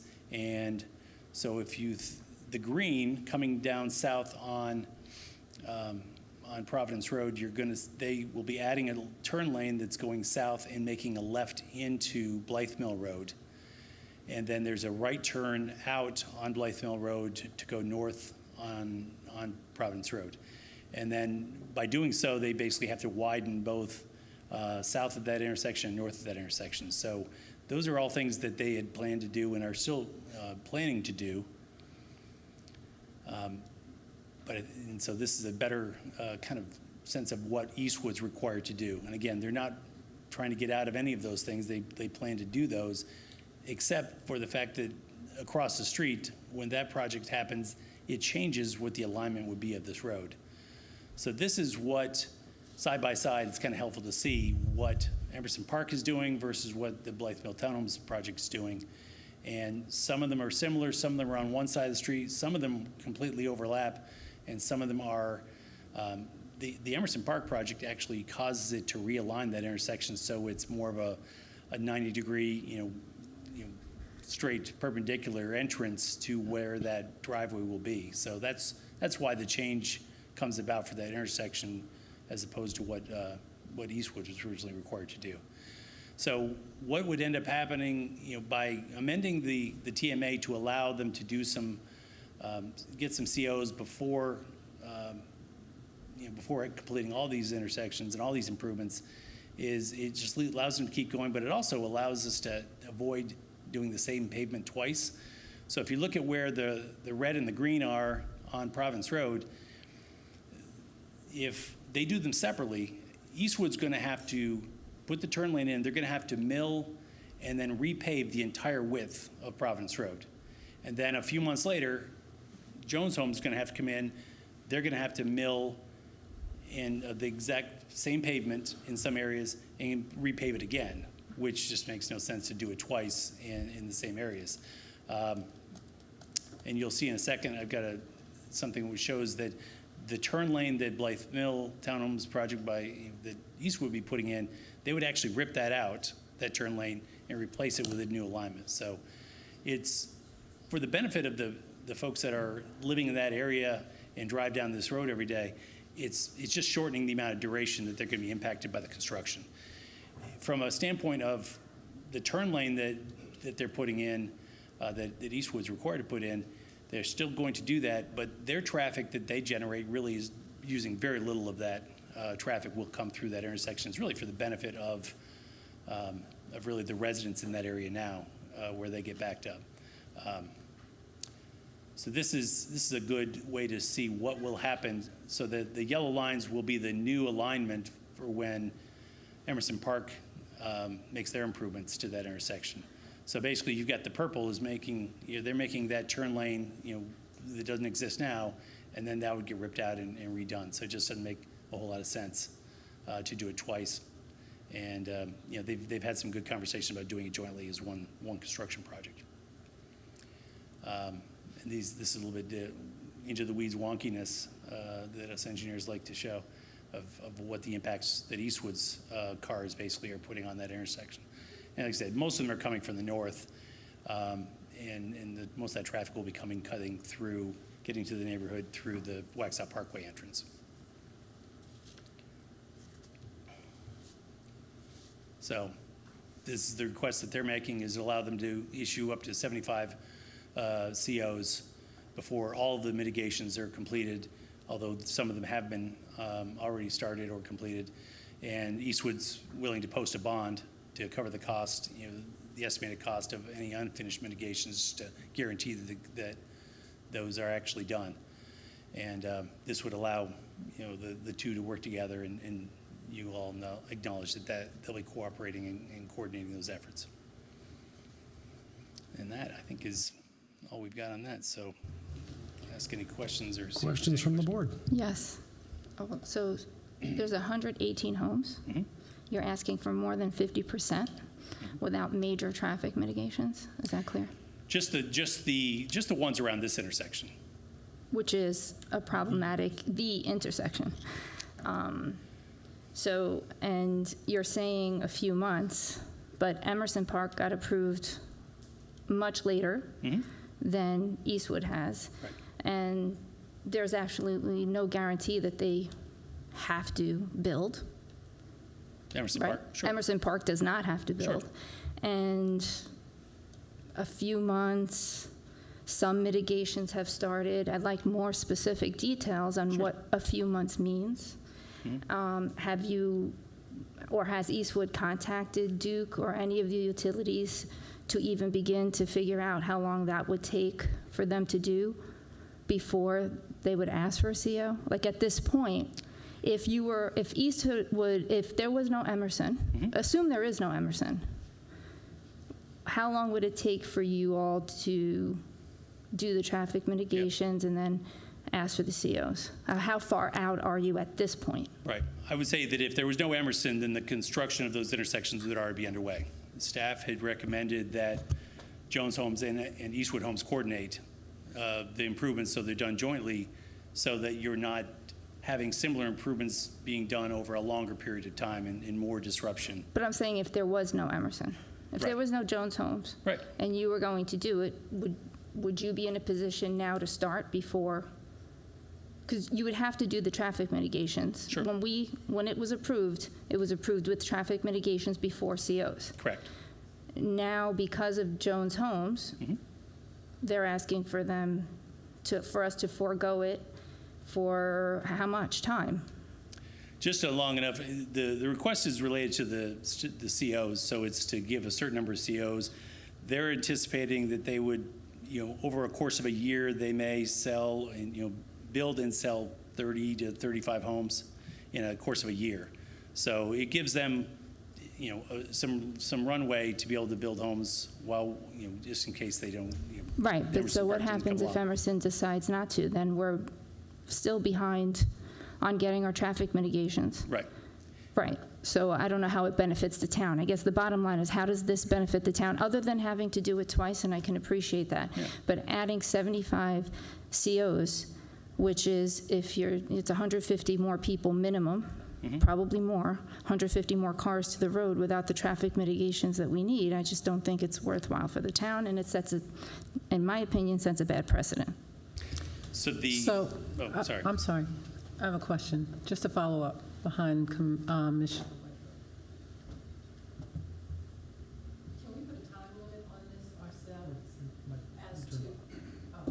Can we put a time limit on this ourselves as to how this is going to move forward or not move forward? I mean, if it's going to move forward. No one from Jones Homes is here, right? Just you. Not that I know, but yes. I think I can help answer that question. So I think what you're alluding to is like a formalization of an agreement potentially between the two developers to have an understanding of when these improvements would actually be done and have some assurances in place, like for example, a bond in case those improvements were not completed on a certain time frame. And when like the roadway, construction is going to start being improved, based upon your ask of, the homes and getting the COs, so some has started, but what has started? Yep. When is it going to continue? And then putting a time frame even on that, like if something was to be approved, it has to be approved by this time frame. Sure. Or, you can't move forward. Or is there something actually in place with Jones that we know that they're not going to pull out and that this is not going to stop and that it's going to continue to move forward? I mean, how's that going to work? Yeah, I think What- you, he I can't think you do could that. do that. I think He they would said- be open to a time. He can't answer it, but, well, then that's why we need somebody else here. James, I have a question. How many years, because once projects get approved, they have X amount of years, correct, to move dirt in The order to get vesting period. the vested vesting period. That was the word I was looking. So for Jones, what is the vested period for them? And what's the vested period for? Well, they're already starting, but, I so think for that's Jones. that may be more of a planning question. I may defer to them on that.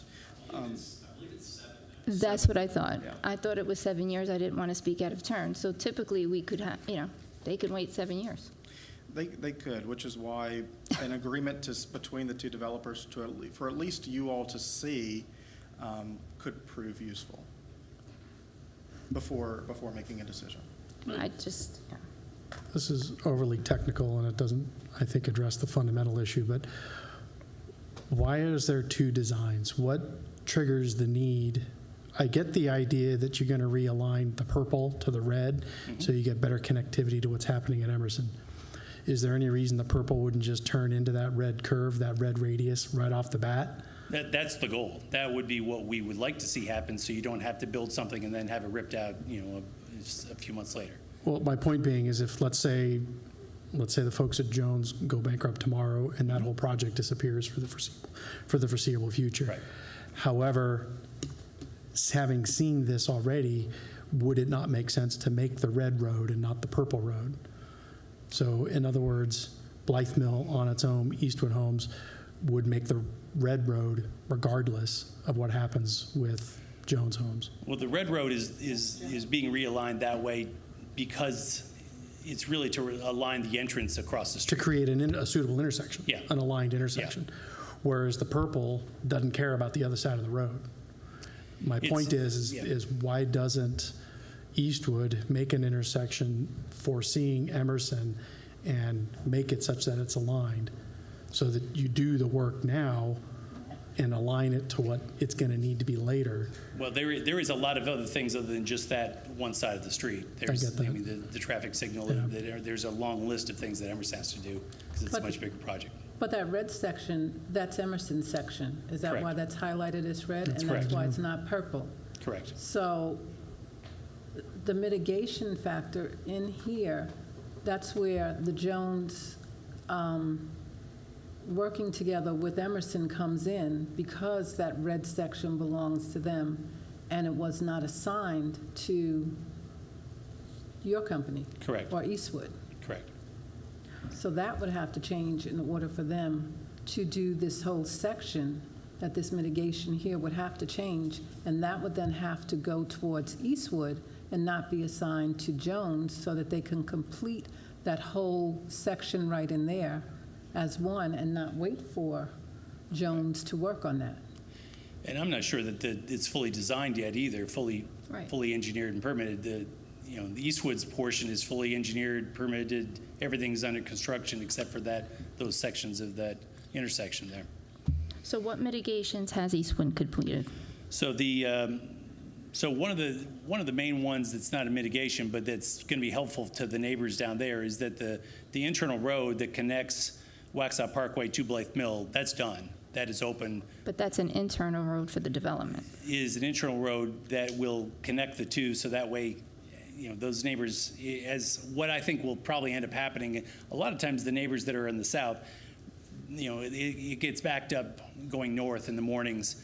If they need to, they can cut through there. So that is a helpful, it's not a mitigation per se, but at each end of that, there are some mitigations. So residents, sorry, I'm not trying to interrupt, but residents of the Blythe Mill from day one will have access to Waxhaw Parkway? Yes. On the northern side of that development? Correct. Okay. It's open now. Okay. Yes, and the initial, they're working kind of north to south for the units they're building, so their model home and all that will be on the north side, and the units on the Blythe Mill side will be some of the last to be constructed. So those will be several years out. That's why there's really not a lot of Eastwood's home buyers are not necessarily coming down this and making this turn here. So there is an advantage for that connection to be made. But there is access number, what's called access number 1. That is, there's a kind of internal stem that's 100-foot stem IPS. That's already been completed. There are stop signs and stop bars that are at that intersection on Blythe Mill. The stop signs are ready for installation. They just haven't been installed yet. But they're ready for installation. The north side, access 2 at Waxhaw Parkway, that 100-foot IPS has already been completed. The ingress-egress lanes there have already been completed. One of the other mitigations is the restriping on Waxhaw Parkway, and that's going to be done within the next 60 days. By the end of summer, that'll be done. So you probably have that done before there's before the first resident moves in. What would you have a ballpark of what the red, green, and purple cost? I only know what, I don't know the cost off the top of my head for the green and the purple. We probably have done a cost estimate at some point, but I just don't know off the top of my head. The red is probably still in process. They know what they've got to do for the mitigations, and they've got the alignment set, but I don't believe, and I think when they were working on, their engineer was working on their alignment, they used some of our stuff to start with. Where I'm going is there any way for the town to facilitate some kind of agreement between these two developers such that we get this intersection improvement done immediately? Well, I don't think you even need to facilitate it because the two entities have already been talking and are ready to do, they've already agreed in principle to work together and to move it forward. But at some point, and that was at staff's recommendation that we worked together on that. So they've already been talking and kind of have a game plan, I think. It's really just a matter of, the options for Eastwood really is, do they just go ahead and make the intersections now, or the intersection improvements now, go ahead and do it so they don't get held up with their COs. That's the one option. Option number 2 is work with Emerson and Jones Homes to well, that's kind of my question, is what can the town do to facilitate option number 1? To get a good intersection for the new residents of Blythe Mill, to minimize the impact to the region, because this isn't a Waxhaw road, this is a regional road. So when we're thinking about coning off lanes and whatnot, this is a regional impact. So what can the town do to facilitate the execution of option 1? We can facilitate it by denying the request. The opposite. Because that's what's in place right now, right? If we deny the request, we end up with 2 interruptions to the road. Right, but we also don't know a timeline. It's all very theoretical, though, it's all very vague about when these interruptions are occurring. And, at the moment, they're under pressure financially because they can't get these COs until they do these improvements. And if we put that off, then... Well, I'm not suggesting we put off I'm not suggesting we do anything to alter the existing agreement. What I'm suggesting is what can the town do to facilitate we're able to adhere to the existing agreement and get these traffic improvements done for both projects? I just don't see, from a developer standpoint, why Jones Homes would put money out before they've even put a shovel in the ground. I don't see why they would do that. There's no guarantee the economy is not going to turn and that they're going to be out the money. I wouldn't.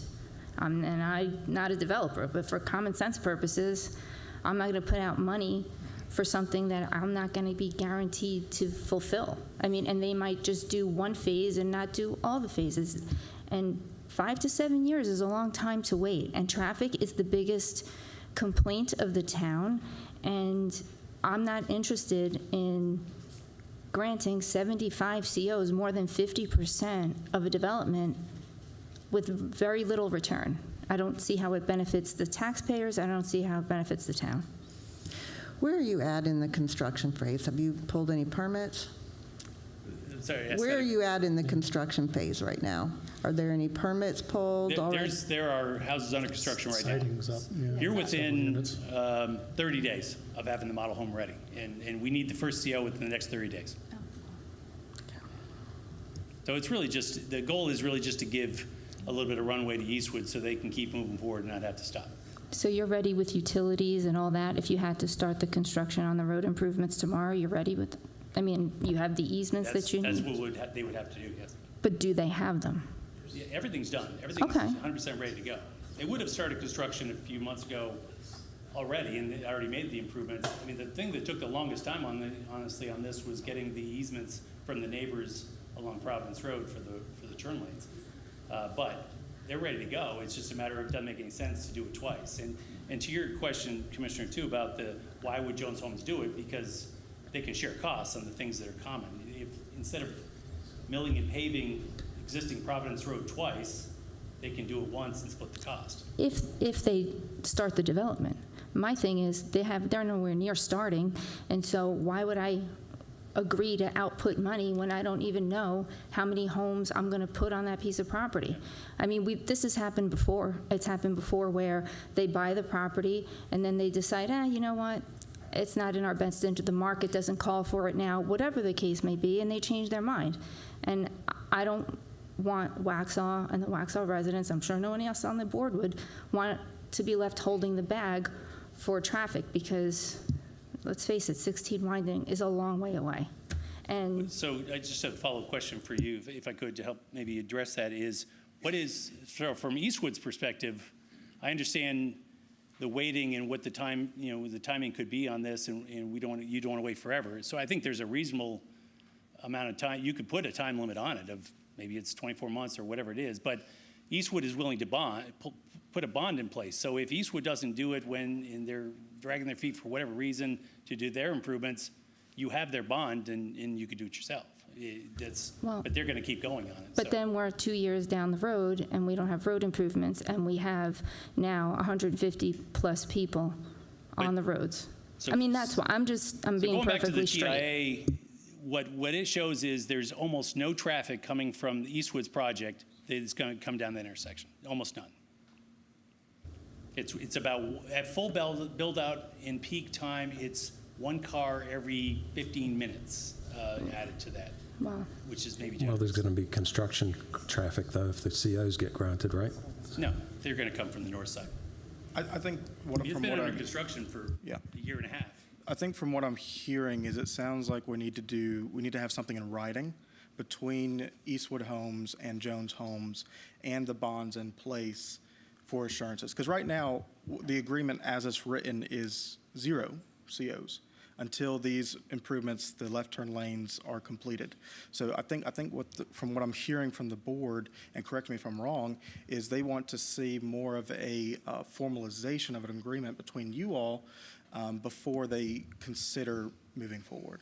Well, I don't want to speak for Eastwood on what their agreement might look like and when it could be formalized. I think if they had to go through that and you deny it today, they're just going to go ahead and do their construction, and it's going to disrupt the people twice. So that's the option, because they're 30 days away from needing their first CO, and most of their improvements are already done, and so it's, the waiting on Emerson and coordinating with them, Emerson came along after Eastwood was approved. So this is all an issue really because of Emerson came along afterwards. We're trying to coordinate so it's a limit in the disruption. So are you asking for us to grant the COs before you come to an agreement with Emerson? I'm not sure what that what you meant the request of Eastwood is to allow some COs before all of the mitigation is done. Well, not some, 75, which is more than 50%. And yes. I personally think that's unreasonable, and without any firm coordination and exact timeline from Emerson, I don't see how we can make this decision. I'd like to make a motion to deny. I have a question. So you're asking for 75, Was which that a is question about the motion, or well, it's discussion, I guess. Do we have a motion on the floor? I wasn't ready. We have a motion on the floor. So do we have a question about the motion? I was discussing. I think she does. Yeah, She's discussing. Yeah. Okay, so I lost my train of thought. You asked for 75, which would be 2 to 3 years of construction. Would you be open to a lesser amount or a time frame to start the improvements? Yes. Eastwood's expressed their willingness. The 75 was just an initial number, just to make sure they have enough runway to keep going. I'm sure they would be more than happy to build more houses sooner. Well, which is in the benefit of everyone, because it limits, the shorter you get your construction period in general in this area, the better for everyone in that area. Well, there is a difference between building homes and selling homes, too. So when they say that they're building 75 and have COs for 75, that doesn't mean they've sold 75 either. So you have to think of it in that term. So it's not 75 homes and people living in them immediately. Well, how many have you built? There are some under construction. Right, how many would you estimate in 30 days you would have built? The first one will be ready within the next 30 days. Right, but that's not what I'm asking. I'm asking they're in construction, so within the next 30 days, just one will be ready? The first one is the model home. Right. So that's always the first one that comes along, and that's what is going to drive sales. And they're not going to go vertical with too many until they know their buyers and their sales. Have they gone vertical with any other than the model? I don't know. Do you have how many? Half a dozen. Okay, that was my question. Yeah. But again, they're not going to go too far down the road with this because they don't want to have a bunch of finished houses sitting there that no one can move into. Look, I get the whole rationale of not paving the same thing twice within a short space of time, but we've been given a very vague space of time, and I just don't see how it benefits the town to let you guys off the hook with these COs based on something so vague. I mean, we need road improvements as soon as possible, and right now, by denying this, it would be as soon as possible. It would be, you'd get some improvements that will get ripped up, sometime in the near future and completely changed again. But we don't know when that would be, and, would it be an option instead to perhaps revisit things with Jones and say, hey, you don't have to repave this piece of road that was just done? That's an NCDOT call, and they're going to want it done how they want it done. NCDOT will require it. So if it's not done at the same time, they're not going to let Emerson pave their side of the street without milling and repaving the whole thing, the whole width. That's just typically what they do, NCDOT.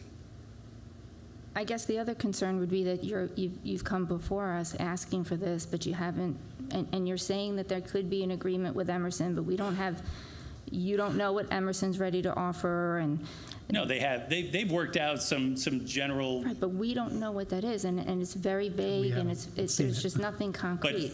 But frankly, all that we're asking for is runway on issuing COs. That's a lot of runway. How they integrate, both groups are still going to have to do their mitigation. Yeah. So that's how they work out. If they get one contractor to do it, it's really not the town's. It's of interest because of the timing, but not necessarily what the agreement is and who's paying for which and who's doing what when. It's just making sure they. I disagree with you. It is the town's responsibility, and it's in the town's best interest and the citizens' best interest to know when the traffic improvements are going to be made. So again, I'd like to make a motion to deny the revised TMA request for Blythe Mill Townhomes, Eastwood Homes, and keep the existing TMA. All in favor? Aye. All opposed? It's 3-2, motion fails. So again, I'll go back to my previous question. What kind of agreement can we get? It's either this or nothing, you're saying. Exactly.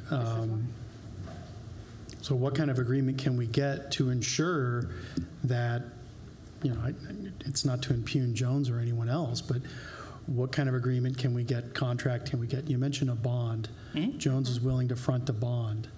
No, Eastwood's going to do a bond for their improvements. Jones is going to sign the bond. No. with Jones is Eastwood. only doing they're responsible for their improvements. They're doing the Eastwood is bond. responsible for theirs. We're still gonna have to wait. So you're doing a bond to get it all done. Mhm.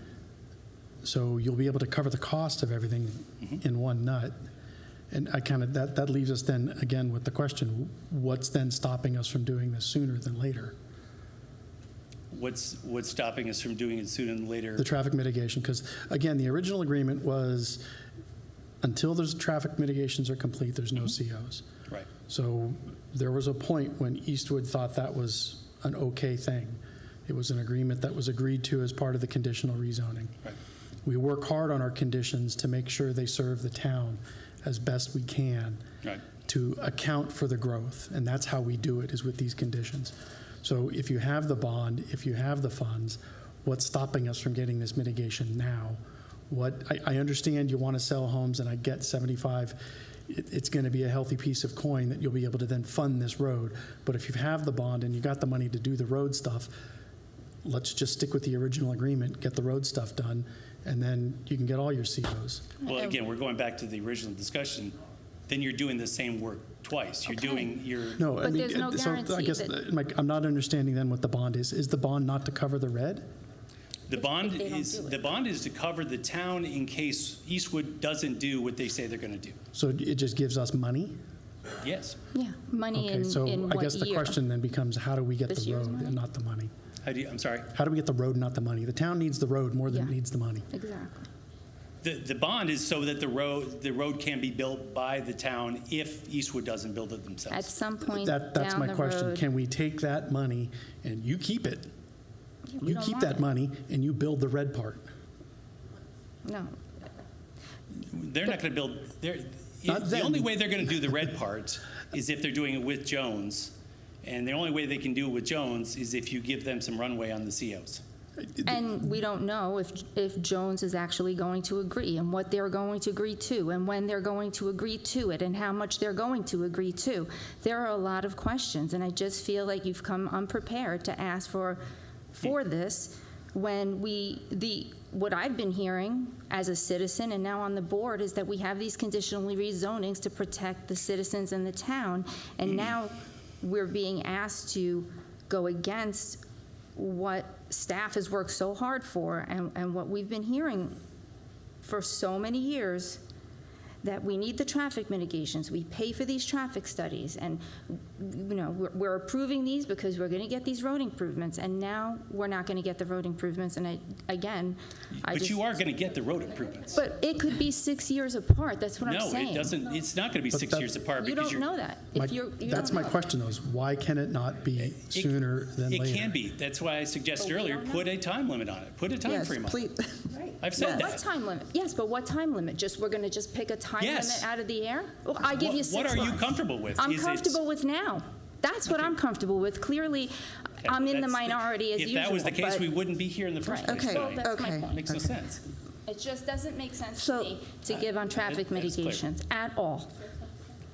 We did speak with Emerson Park earlier this week, and they are willing to move on this relatively quickly. I think we could probably, hopefully, have you guys meet within the next couple weeks and talk about something and try to get an agreement. I don't know if that meets your timeline or not, but we could try to get something moving with that. Well, I think they've had some discussions already about how it would work in concept. It's just a matter of they need their first CO within the next few weeks, not not a couple months. So that's why that's why we're here tonight.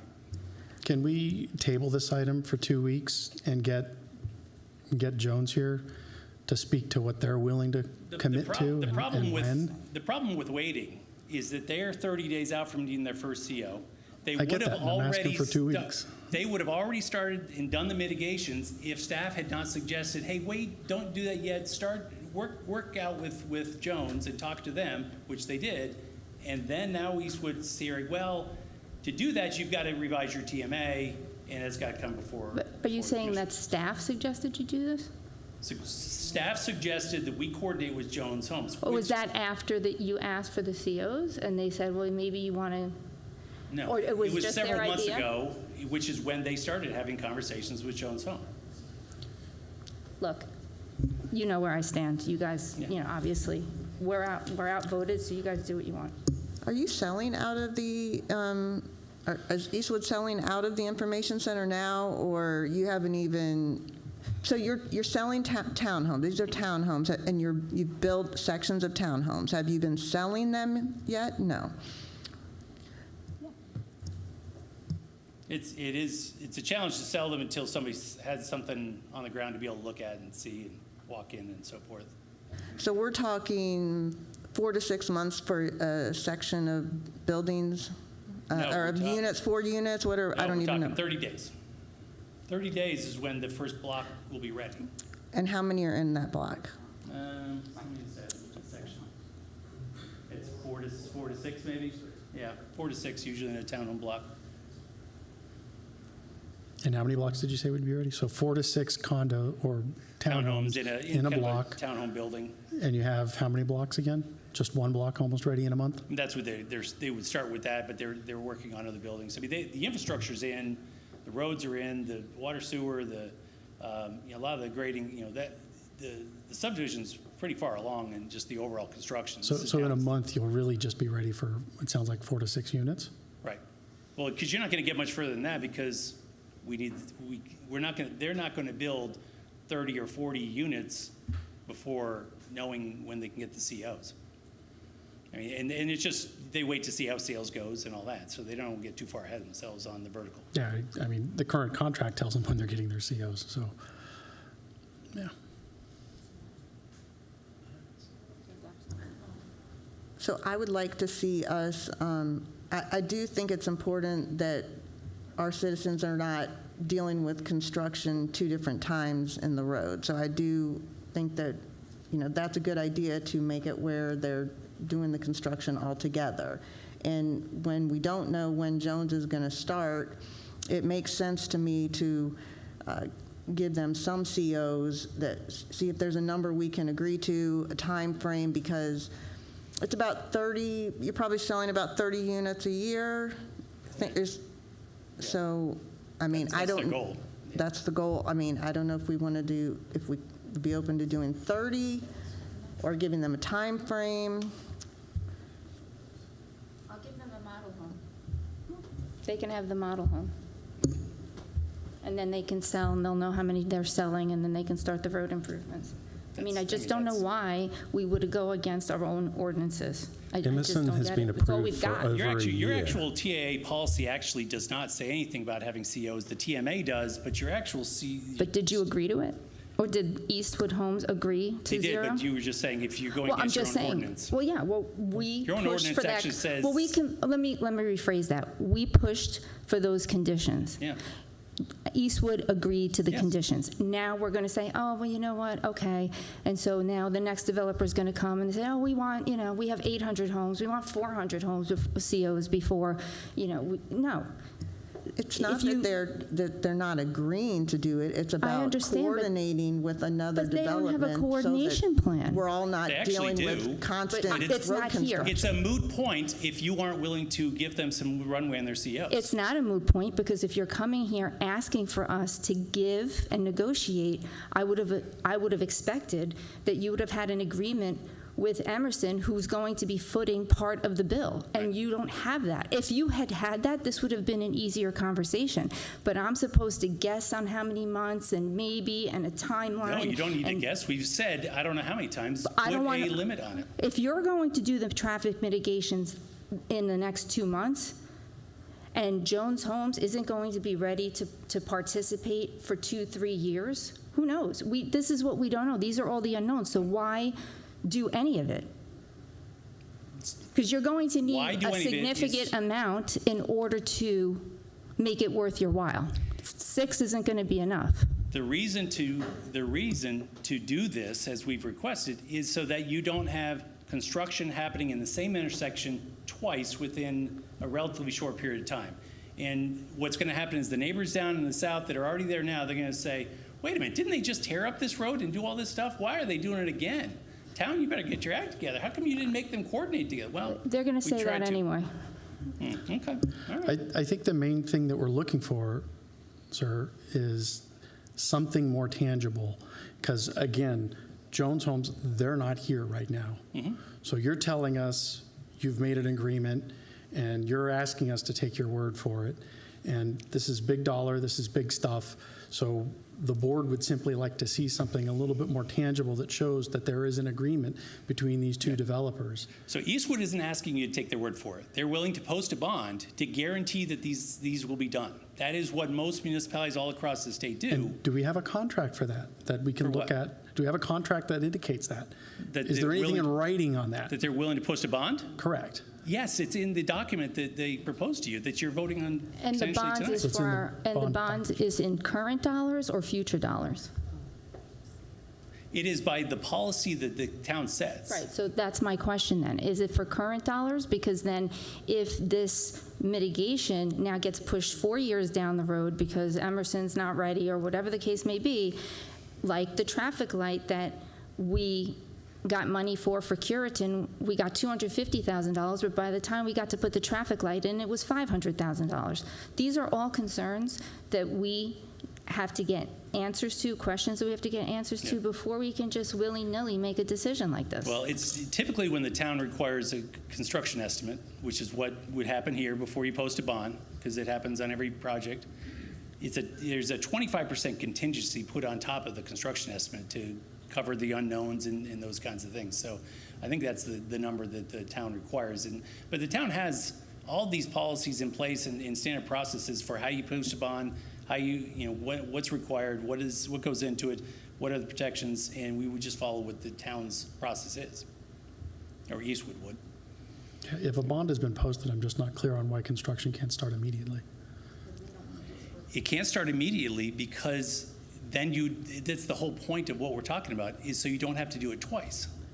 No, I'm talking about a collaborated approach, a one-time deal. You've posted a bond to cover some of the work for Jones. Yeah. Then why not? Jones has got to take care of posting their own bond or their own situation or their own construction estimate for So you're talking about you've got a bond for the purple and the green. Correct. You don't have anything for the red. Why would we have something for the red? Correct, and that was the question I asked earlier. What can we as a town do to get Eastwood and Jones to work together to get this mitigation built into and as I place said immediately? Before, they've already talked about, and the conversations already occurred, and they've already roughed out kind of a game plan of how they would work together and who would do what and all those kinds of things. It just isn't formalized in writing because it's a moot point if we don't get some relief on the COs. If we don't get relief on the COs, they're going to go ahead and do the purple right now because they can't wait. Well, I'm going to argue that if you had come with that information, this might not have been a moot point. So that we come with what information? The information from Jones Homes. If there was collaboration, if there was already talks, and you're coming to us asking us for this, I would have expected that we would have some answers right now. Not, oh, well, we'll see, and that there's not. So basically, I'm gonna give this my succinct breakdown, and if I'm wrong, correct me. You want the COs. We're not sure what Emerson's going to agree to. You're going to post a bond. If they delay, then we can worry about the traffic mitigations on our own based on the bond, and who knows when that can get done, and who knows if it's going to cover the cost when and if we can get it done. Is that basically the gist? No, I disagree? I don't accept the premise of what you're stating. Well, I don't have anything concrete, so if I had something concrete, then I can look at it, but I don't. Because a lot of times these things, how we post the bond, what the construction estimate is, that's usually handled at the staff level. They review these things. That's why the staff does it. In this particular case, you're looking for us to give guarantees on what Jones is going to do when Eastwood's only required to do what they're required to do. This is just a way to give them some runway so that they can work together so that there is not I'm just asking that Eastwood does their mitigation. I'm not concerned with Emerson at this point because we don't even know if Emerson's going to break ground. Okay. So going back to this slide here, if Eastwood goes ahead and does theirs now, and then Emerson has to come by later, and they'll have to rip it up and do something completely different, which doesn't make any sense for the neighbors nearby, for people who travel on NC-16. So that's the reason why they're not already doing it in the first place. So the bond is basically a promise from Emerson. We will do it by this particular date, right? Eastwood. I mean, sorry, from Eastwood. right? It would be a bond as a promise from Eastwood that on this particular date, we're going to do these mitigations. But then how do we know that these can all be done at the same time if we don't know what Jones is willing to do? Because you're limiting, all we're asking for is not to get rid of any of these things. It's to give them some of the COs now. You can put a limit on it, say, okay, it's in 24 months. If this doesn't happen within 24 months, then you have to go ahead and do your other mitigations as originally planned. But what could be a lot longer, though, as not Commissioner if Widger you was just revise pointing the out. TMA to put that stipulation in there. But it would only be a stipulation for Eastwood's part of it. That's right, but that's all that Eastwood can control anyway. I think the main thing is that, as we discussed, Do it twice is the point. as we discussed If you at the don't onset, give us this approval, then yes, it's going to be done twice. as we discussed at the onset, the question basically, or the statement was made that, what's in it for the town? And the reality is that the town is going to be giving you all these COs, and there's nothing the town gets really immediately. We're getting kind of a delayed thing. But you're telling me there's a coordination going on. Right. You're telling me that. But you haven't shown me anything other than, okay, you've bonded your part, but there's no bond on the other part. So the point that we're making to you is that if we had some solid evidence that you have an agreement and that Eastwood and Jones are working together hand in glove, if we have that agreement in front of us, then we can start talking, okay, I'm giving the town this. Can I have some COs? Right now you're saying, we're going to try to do this. Can I have some COs? This isn't a joint development. These are not two projects that were done by the same We developer. understand that. We do understand that. Yeah. And I understand that this is two different road mitigations. Right. That's going to impact a major thoroughfare through the region. Yep. Which is why it makes perfect sense to do this one time and one time only. Correct. So that's what I'm getting at, and that's why I'm asking for a table of 2 weeks so you can come back and say, this is what I've worked out with Jones. Yeah. Jones and Eastwood are working hand in glove on this project. Can we have some COs? Without knowing how many COs you're going to give and with all these unknowns, I can't imagine Eastwood will say, fine, okay, we'll do that, and we'll go 2 weeks. If we knew what you're agreeing to and all that, maybe they would be willing to, but you're asking them to wait another 2 weeks, and then could it be another 2 weeks? They'll just go ahead and do the improvements then. They'll do the improvements that they're required to make. All I'm asking for is a fair deal. You're asking for something from the town. And I think the main thing that you could offer the town here is the collaboration between these two developers to do a one-time road They're fix. not interested in doing that. That's They want an okay the now. main offer you're making to the town. So you're wanting something in return. We just need to know that that offer is something a little firmer than we've discussed it. Okay. That's all. All I'm saying is that if you are concerned about the time frame, and if you, as I've heard earlier, Emerson could go longer and do their parts and whatever, then put a time limit on it when the mitigations have to be Put the done before more condition on COs can be your ask. given. My ask is that we just do Put the it. conditions on your ask. Reduce the number of homes, if that's the case. Yeah. To 24 to 30 homes. Yes. Okay, with the bond. Correct. On condition that also, by the July, when is our meeting? 22nd? 2 weeks from now, 2 weeks from now. 14 plus 8. That 27, either Jones, a representative from Jones is here, or something is in writing to stipulate that you are working together for this project. With a timeline. I think that it's easy enough to say that Jones would probably be willing to say they're working together, but having something in writing and concrete, there's going to have to be numbers on it. Can they stipulate that they will be working together with you to do this so that you can move forward? They already did. Okay. No, we don't know that. I don't have any. Well, that's the whole reason that we're coming here, to get the delay so that because they are planning to work together. So They've already that- had those conversations. But they're not here. Can we That's the have point. staff step up to just to have a better understanding of So- what we can do? Yeah, because it sounded like we were running there in circles. So I'll add that staff had a coordination call with the Emerson Park folks last week.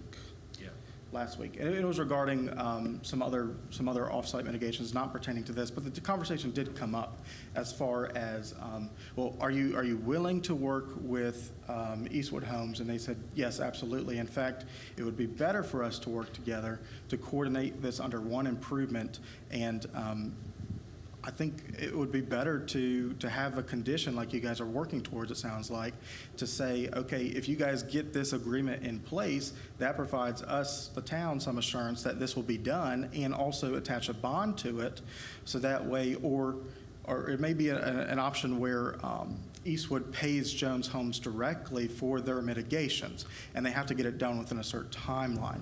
I think that would be a more. That's what I was going to ask. That's what I was asking. Right. Could there be like a fee in lieu type of thing like we've done for other developments? Well, that's the thing is, would Jones Home be willing to accept the fee in lieu amount? So that's why I think it would be better to have an official agreement in place. You got to do the agreement. So that way, once everything is in writing, that's what it is. It's in writing. You can't argue what's in writing versus what's not in writing. So I think once that is officially formalized, it provides everyone with a much clearer understanding of the arrangement. Yeah, I mean, I'd So be then- comfortable with 50% or so of the units at that time, So with that then- agreement well, in you can just say place, 30. with Well, money that's in less than place 50. and bonded, That's less than. and a time frame on it. And put it. I mean, what would be a recommended time frame, do you think? It would be 1 year, 2 year? I mean, Not two. No, not two. So Jones Homes, who's Emerson Park, they were estimating about 6 to 8 months on the project. Now, granted, I know that there were some other concerns as far as, well, Jones Homes they can take 6 years. Well, really, Jones Homes phase 1 is 2027 for their full build out of phase 1. So if you back the timeline up, that would be 2 years from now. So essentially, they would have to have their phase 1 mitigations, which includes this, done before their first CO in whenever they request that. So Jones Homes has an incentive to get this improvement done as well. So there's definitely incentive between two parties to get the improvements done, and it would be beneficial for the town to coordinate and only have one impact under one contractor versus multiple contractors on the site. So there is benefit to that. It's just, I think there should be some assurances before proceeding. because I think about the preserve project that we had, and we did a fee in lieu for some projects, for some mitigations, and then also some that they had to complete for their first CO. But and the one that waited was the one that was coordinated with NCDOT and the county. So they had to wait for that, but we allowed them to get the CO when they get the stoplight put in. So this is kind of where I'm thinking we need to work with this development as well. I mean, they're having to work with another developer to complete their project, but are there either giving a fee in lieu or doing some other type of mitigation that would allow them to go ahead and get some COs? You said they're doing a bond. Didn't they say that? Yeah. Not the fee in lieu. So if you reduce the number of homes, once again, okay, to the 30 homes with the bond, with a year's time frame, and on the condition that there is an agreement in place with Jones Homes, do you think that that is sufficient? It really would be a board decision. If you're Okay, asking my but is personal that- opinion, I think with all of those insurances in place, it would be sufficient, but it's ultimately up to you all to make that decision. What was that third item? You said 30 COs, bonded to the road, 12-month timeline, On condition that there's an agreement in place with. firm agreement with The Jones. challenge, Mayor Pro Tem, about having this being condition of the agreement in place is then we have to wait till the agreement's in place, which could be it could be 2 weeks, 4 weeks, 6 weeks. They need their first COs in 30 days. Okay, but you said that to give you a number, right? So if you had a number to work with and then the bond to work Sure. with, then you can go back and talk to Jones with the staff or somebody. And even if it's a rough draft, that yes, we are going to be willing to work together and then finalize that at some later date, but something that says, yes, Sure. we will be working together to do this mitigation, Yeah. which is what we're asking you If to it's bring. if it's a written agreement that's rough, that's a letter of intent by both parties, say, yes, we agree to work together and to collaborate. Right, and then we can work out Sure. all the other things, with staff moving ahead to make sure Yeah. that this is going to happen and be put in place. Yeah, I think that having an agreement in concept that they would work together, as simple as that. My concern would be is if it has to be the legal document that puts all the dollars in place and We the want to numbers. know that and they're going to be part of this. Yeah, That's about that. I think Are that's they gonna be reasonable. part Sure. of this? Yeah. And I just worry about from Eastwood's standpoint, if it gets delayed too long, then they're waiting further. But I think what you're saying is very reasonable. Right. Yeah, sure. Sounds like this has been left too late, honestly. Can you I repeat mean, what you? I'm sorry? Like, I think what did we just agree it to? sounds like this has been left too late. I mean, there's not enough time, right? You keep saying that if we don't make some agreement tonight, then they'll just go ahead and... No. They may go ahead and do their improvements as is, which means... And that would be 2 tear-ups to the road. Correct. So I'm just saying, what I stated was to reduce the number of homes to 30. Mm-hmm. Have the bond put in place. Time frame would be a year. And to come back with some agreement that Jones Homes is working with Eastwood. Sure. Okay, with regard to these mitigation issues. Yes. Within So- that first 12 months, you're saying? No, no. Or when would they bring that agreement? The road starts in 12 months. Right, no. We bring something like that in writing to say think that you're willing she's- to do that right. would be by the next meeting, Okay. okay? To bring that back. And then you've got your 30 homes, So what your it- bond in place. Right. We know that we've got the year time frame, but you have the agreement that says that they are working together. Correct. You have to that do agreement this. in place before you alter the TMA. right? Correct. Correct. And that gives you your 30 home thing down, a number, which you asked for, okay? But we need to have the paperwork in front of us to say, yes, they're doing this together. And I would like to some firm, dates on when Emerson thinks and some numbers and what is, I don't want then to miss something in the contract and then Jones says, oh, well, I didn't really mean to do that. I didn't want to do that. I just want to make sure who's doing what when. There has to be solid dates and it has to be legally enforceable. But you need, that's a Exactly, so- formalized agreement that can be drafted from that, but you need to first understand that they are willing to work with them. You're willing to work with them in order to move forward on anything. Yep. And then you're going to get the formal everything and how that's going to look moving forward. Is there Okay. some language, Miss Cindy? Is there some language we can use? Sorry, you're taking a note. Is there some language we should use in this request for a resolution to ensure this firm agreement between Jones and Eastwood is firm?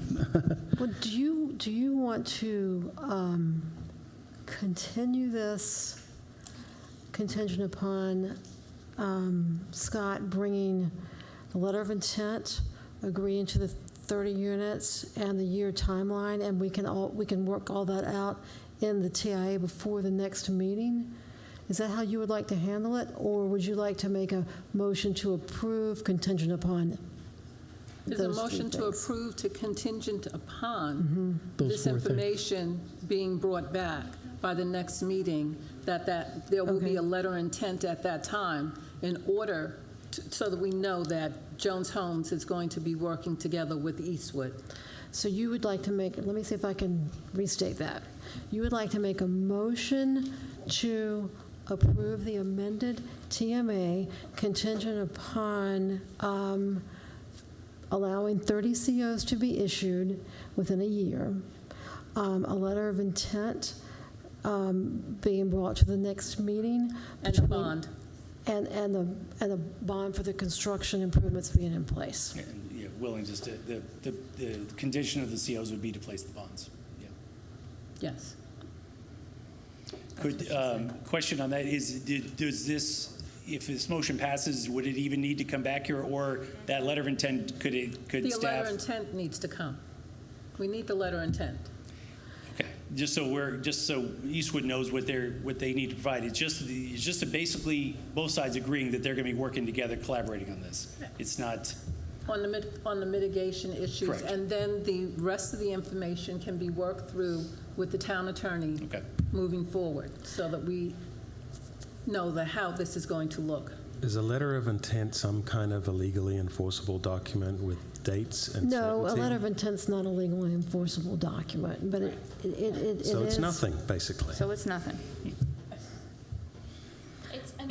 It's nothing that we can enforce. No, you couldn't enforce the letter of intent because you're not a party to it, and it's not a legally enforceable document because it's not a contract. Right. It's similar to a memorandum of understanding that says this is what we're going to do moving forward. So if I can get this straight, I want to make sure that we're clear on what we're voting for.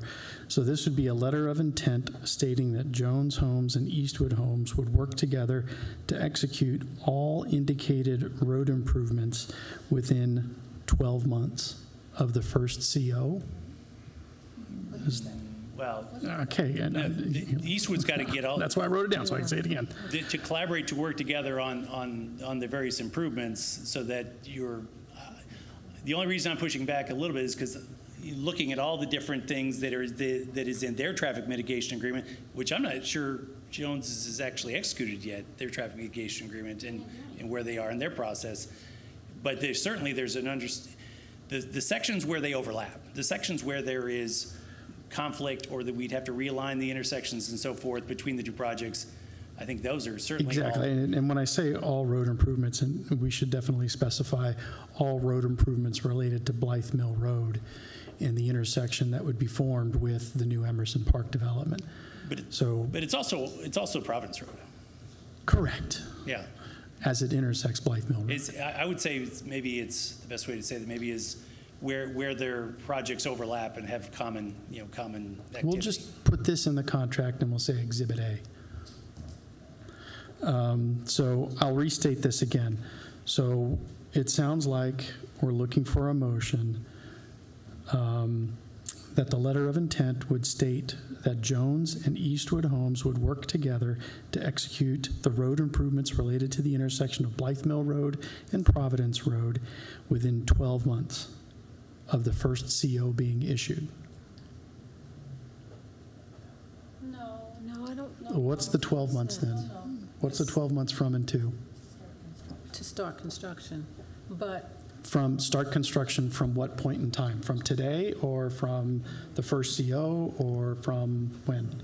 So can I ask for a point of clarification? So this, from what I'm hearing, and tell me if I'm wrong, is you're basically saying you would give Eastwood Homes 30 COs if they come back with a letter of intent, if they come back with a bond for the improvements, and if they are willing to complete all of the improvements within a 12-month timeline.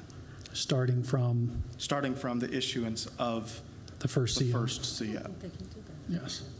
No. I don't think that.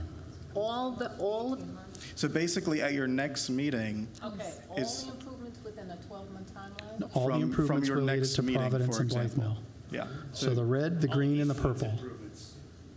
And again, not knowing all the different things, they've got to put a traffic signal in, they've got to do a whole bunch of other things that is part of Emerson's project. But they would need to agree to do that one first. Emerson would then have to agree, Jones Homes would have to agree to do the major traffic mitigation that overlaps. It overlaps, First. correct. The overlapping, yes. Yeah, so they would have to do that one first.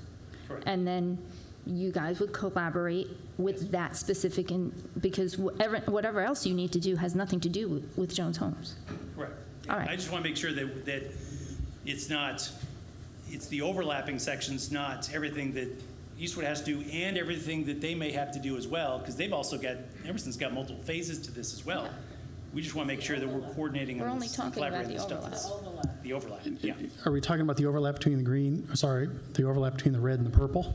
Yes. So we're not talking about the red side of the street? No. Correct. We're talking right here.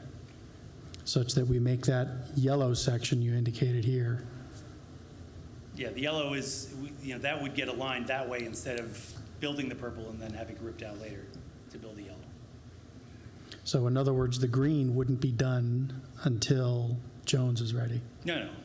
The green had to be done anyway. And so I thought you said that's the section that got repaved if you did it now. the whole width of Providence Road is going to get repaved each time if they're separate projects. So that's the challenge. And that's just what NCDOT would require. But the green and that turn lane in the green is what Eastwood has to do anyway. I'll go back to my original question, and I'll ask it a third time. What can the town do to facilitate a relationship between Emerson Park and Blythe Mill Townhomes that gets the red, the purple, and the green all done at once as soon as possible? The answer to that would be simply for Eastwood Homes to cut a check to Jones Homes in the amount of all of Eastwood's Homes improvements. So that way Jones Homes can account for what they're responsible for and have the check from Eastwood Homes to do all the improvements at one point in time. But we don't know if they would accept that because we don't have anything in writing. Yeah. But we also, that might be the best way to do it, but it also might be better if Jones pays Eastwood to do it, and so they can get it done. That's what I'm thinking. That's the direction I was going. That's why I was confused. But they've already worked out some of these things. They've already talked it through. We don't know, so how are we going to make a decision? Because that's why they're going to come back with a letter of intent in some form of writing that states that they're going to be working through this in order to work out the specific details moving forward. But if a letter of intent is not enforceable, then we can make s'mores with it. You've got the bond to make the s'mores, too. How about this? Just think about this, that the town would agree to issue 30 COs for the next 12 months, and no additional COs would be issued after that 12 months unless traffic mitigation improvements have been started, or there is an agreement in place between Emerson and Eastwood outlining the timeline for those construction improvements, traffic improvements, and the responsibility for each improvement. Who's going to be responsible for each? Would something like that work?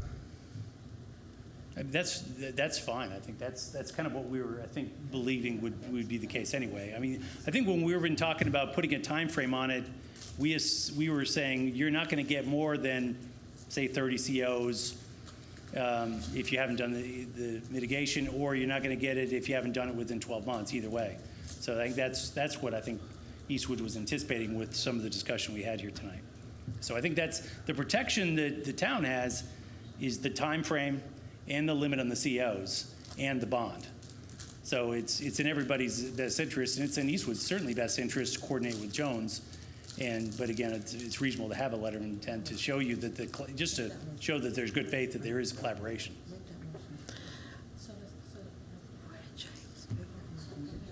Yeah. Okay, is there a motion coming? Whatever Cindy said. I don't know if Cindy can legally make a motion. Would you like for me to say it again? Please. Okay. 30 COs will be issued in the next 12 months, and no additional COs will be issued unless traffic mitigation improvements have been started, or there is an agreement in place between Emerson and Eastwood clearly outlining the time frame for completion of the improvements and which entity is responsible for which improvements. Yeah, and the bond is also in place for the traffic mitigation improvements.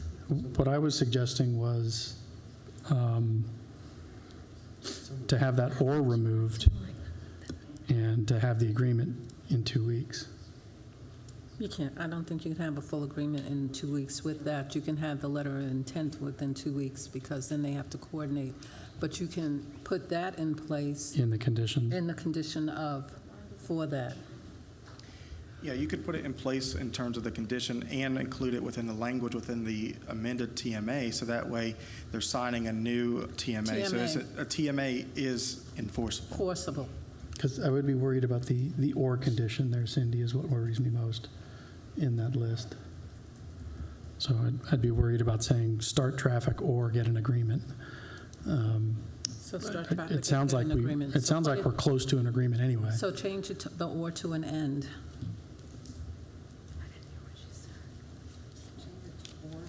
So can we change that or to an and? Yes. Okay. So moved. And are we clear on that motion? Is that sufficiently clear, Ms. Cindy?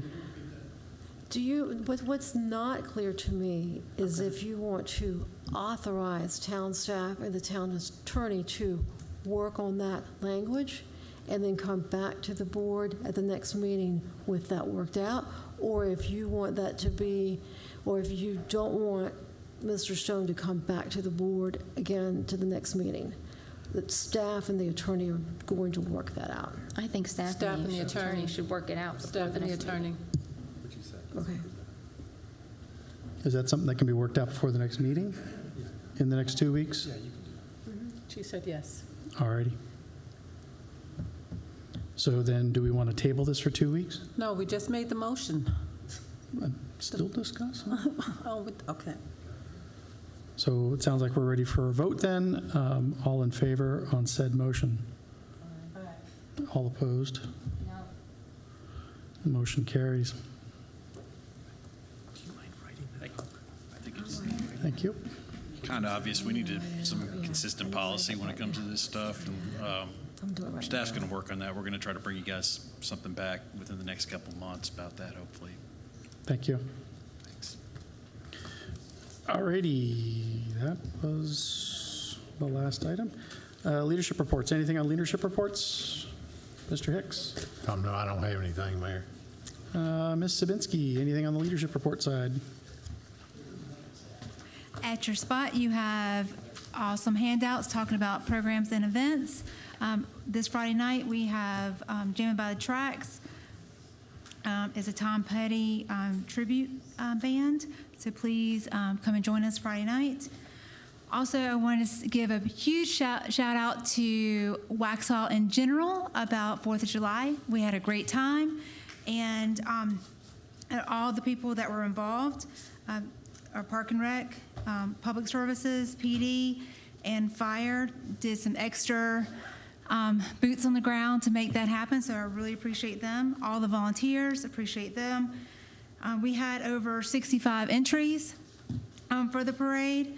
We were there at 6 a.m. and we got cleaned up before 12, and I thought that was really a great accomplishment for the team to have Waxhaw back being Waxhaw by lunchtime. So we're very happy about that.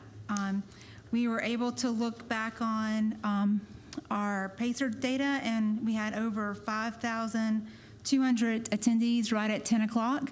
So it was a cool time in Waxhaw during that time. Any questions? All right, thank you. Thank you, Parks and Rec. It was an excellent parade. I think everybody had a good time. Next up, Miss Ashley. Hi, guys. I just wanted to give an update on the downtown master plan. We had our consultants visit a few weeks ago on June 23rd, and we held a steering committee meeting with our steering committee for the master plan, as well as we did a food truck focus group with some of our downtown restaurant owners, as well as a young professionals focus group with some young professionals in the area that enjoy downtown Waxhaw. So right now, our consultants are currently reviewing the public input that we've received through all of our focus groups and public input sessions and surveys, and they're incorporating that into a draft plan. So our consultants will be back in August to present a draft. So we're proposing that on August 12th, we do a joint meeting between the Board of Commissioners and the Downtown Waxhaw Association Board. And our consultants will come and present the draft to you guys as well as to the public that night.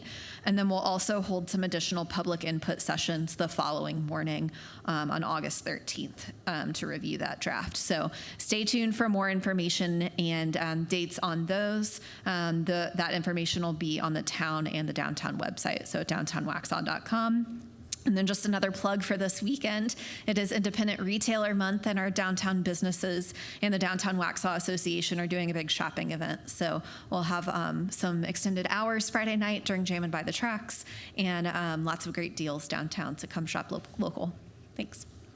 Thank you, Ashley. Any other things from the board? All righty. Can I get a motion to go into closed session pursuant to NCGS 143-318.11A6 to discuss personnel matters? So moved. All in favor? I invite our Director of HR, our Town Clerk, our Town Attorney, and our Interim Town Manager. We're now in closed session.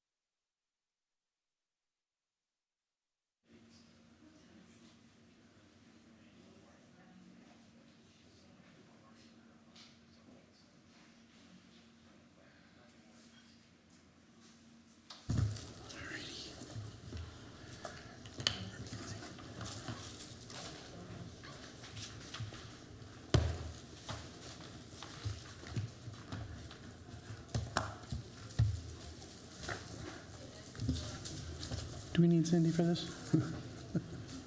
Barbie, do we need Cindy for this? Do I need Cindy for this? She's here. She's Oh, here. she's back. All righty. Can I get a motion to reconvene from closed session? So moved. All in favor? Can I get a motion to adjourn? So moved. All in favor? We're now adjourned.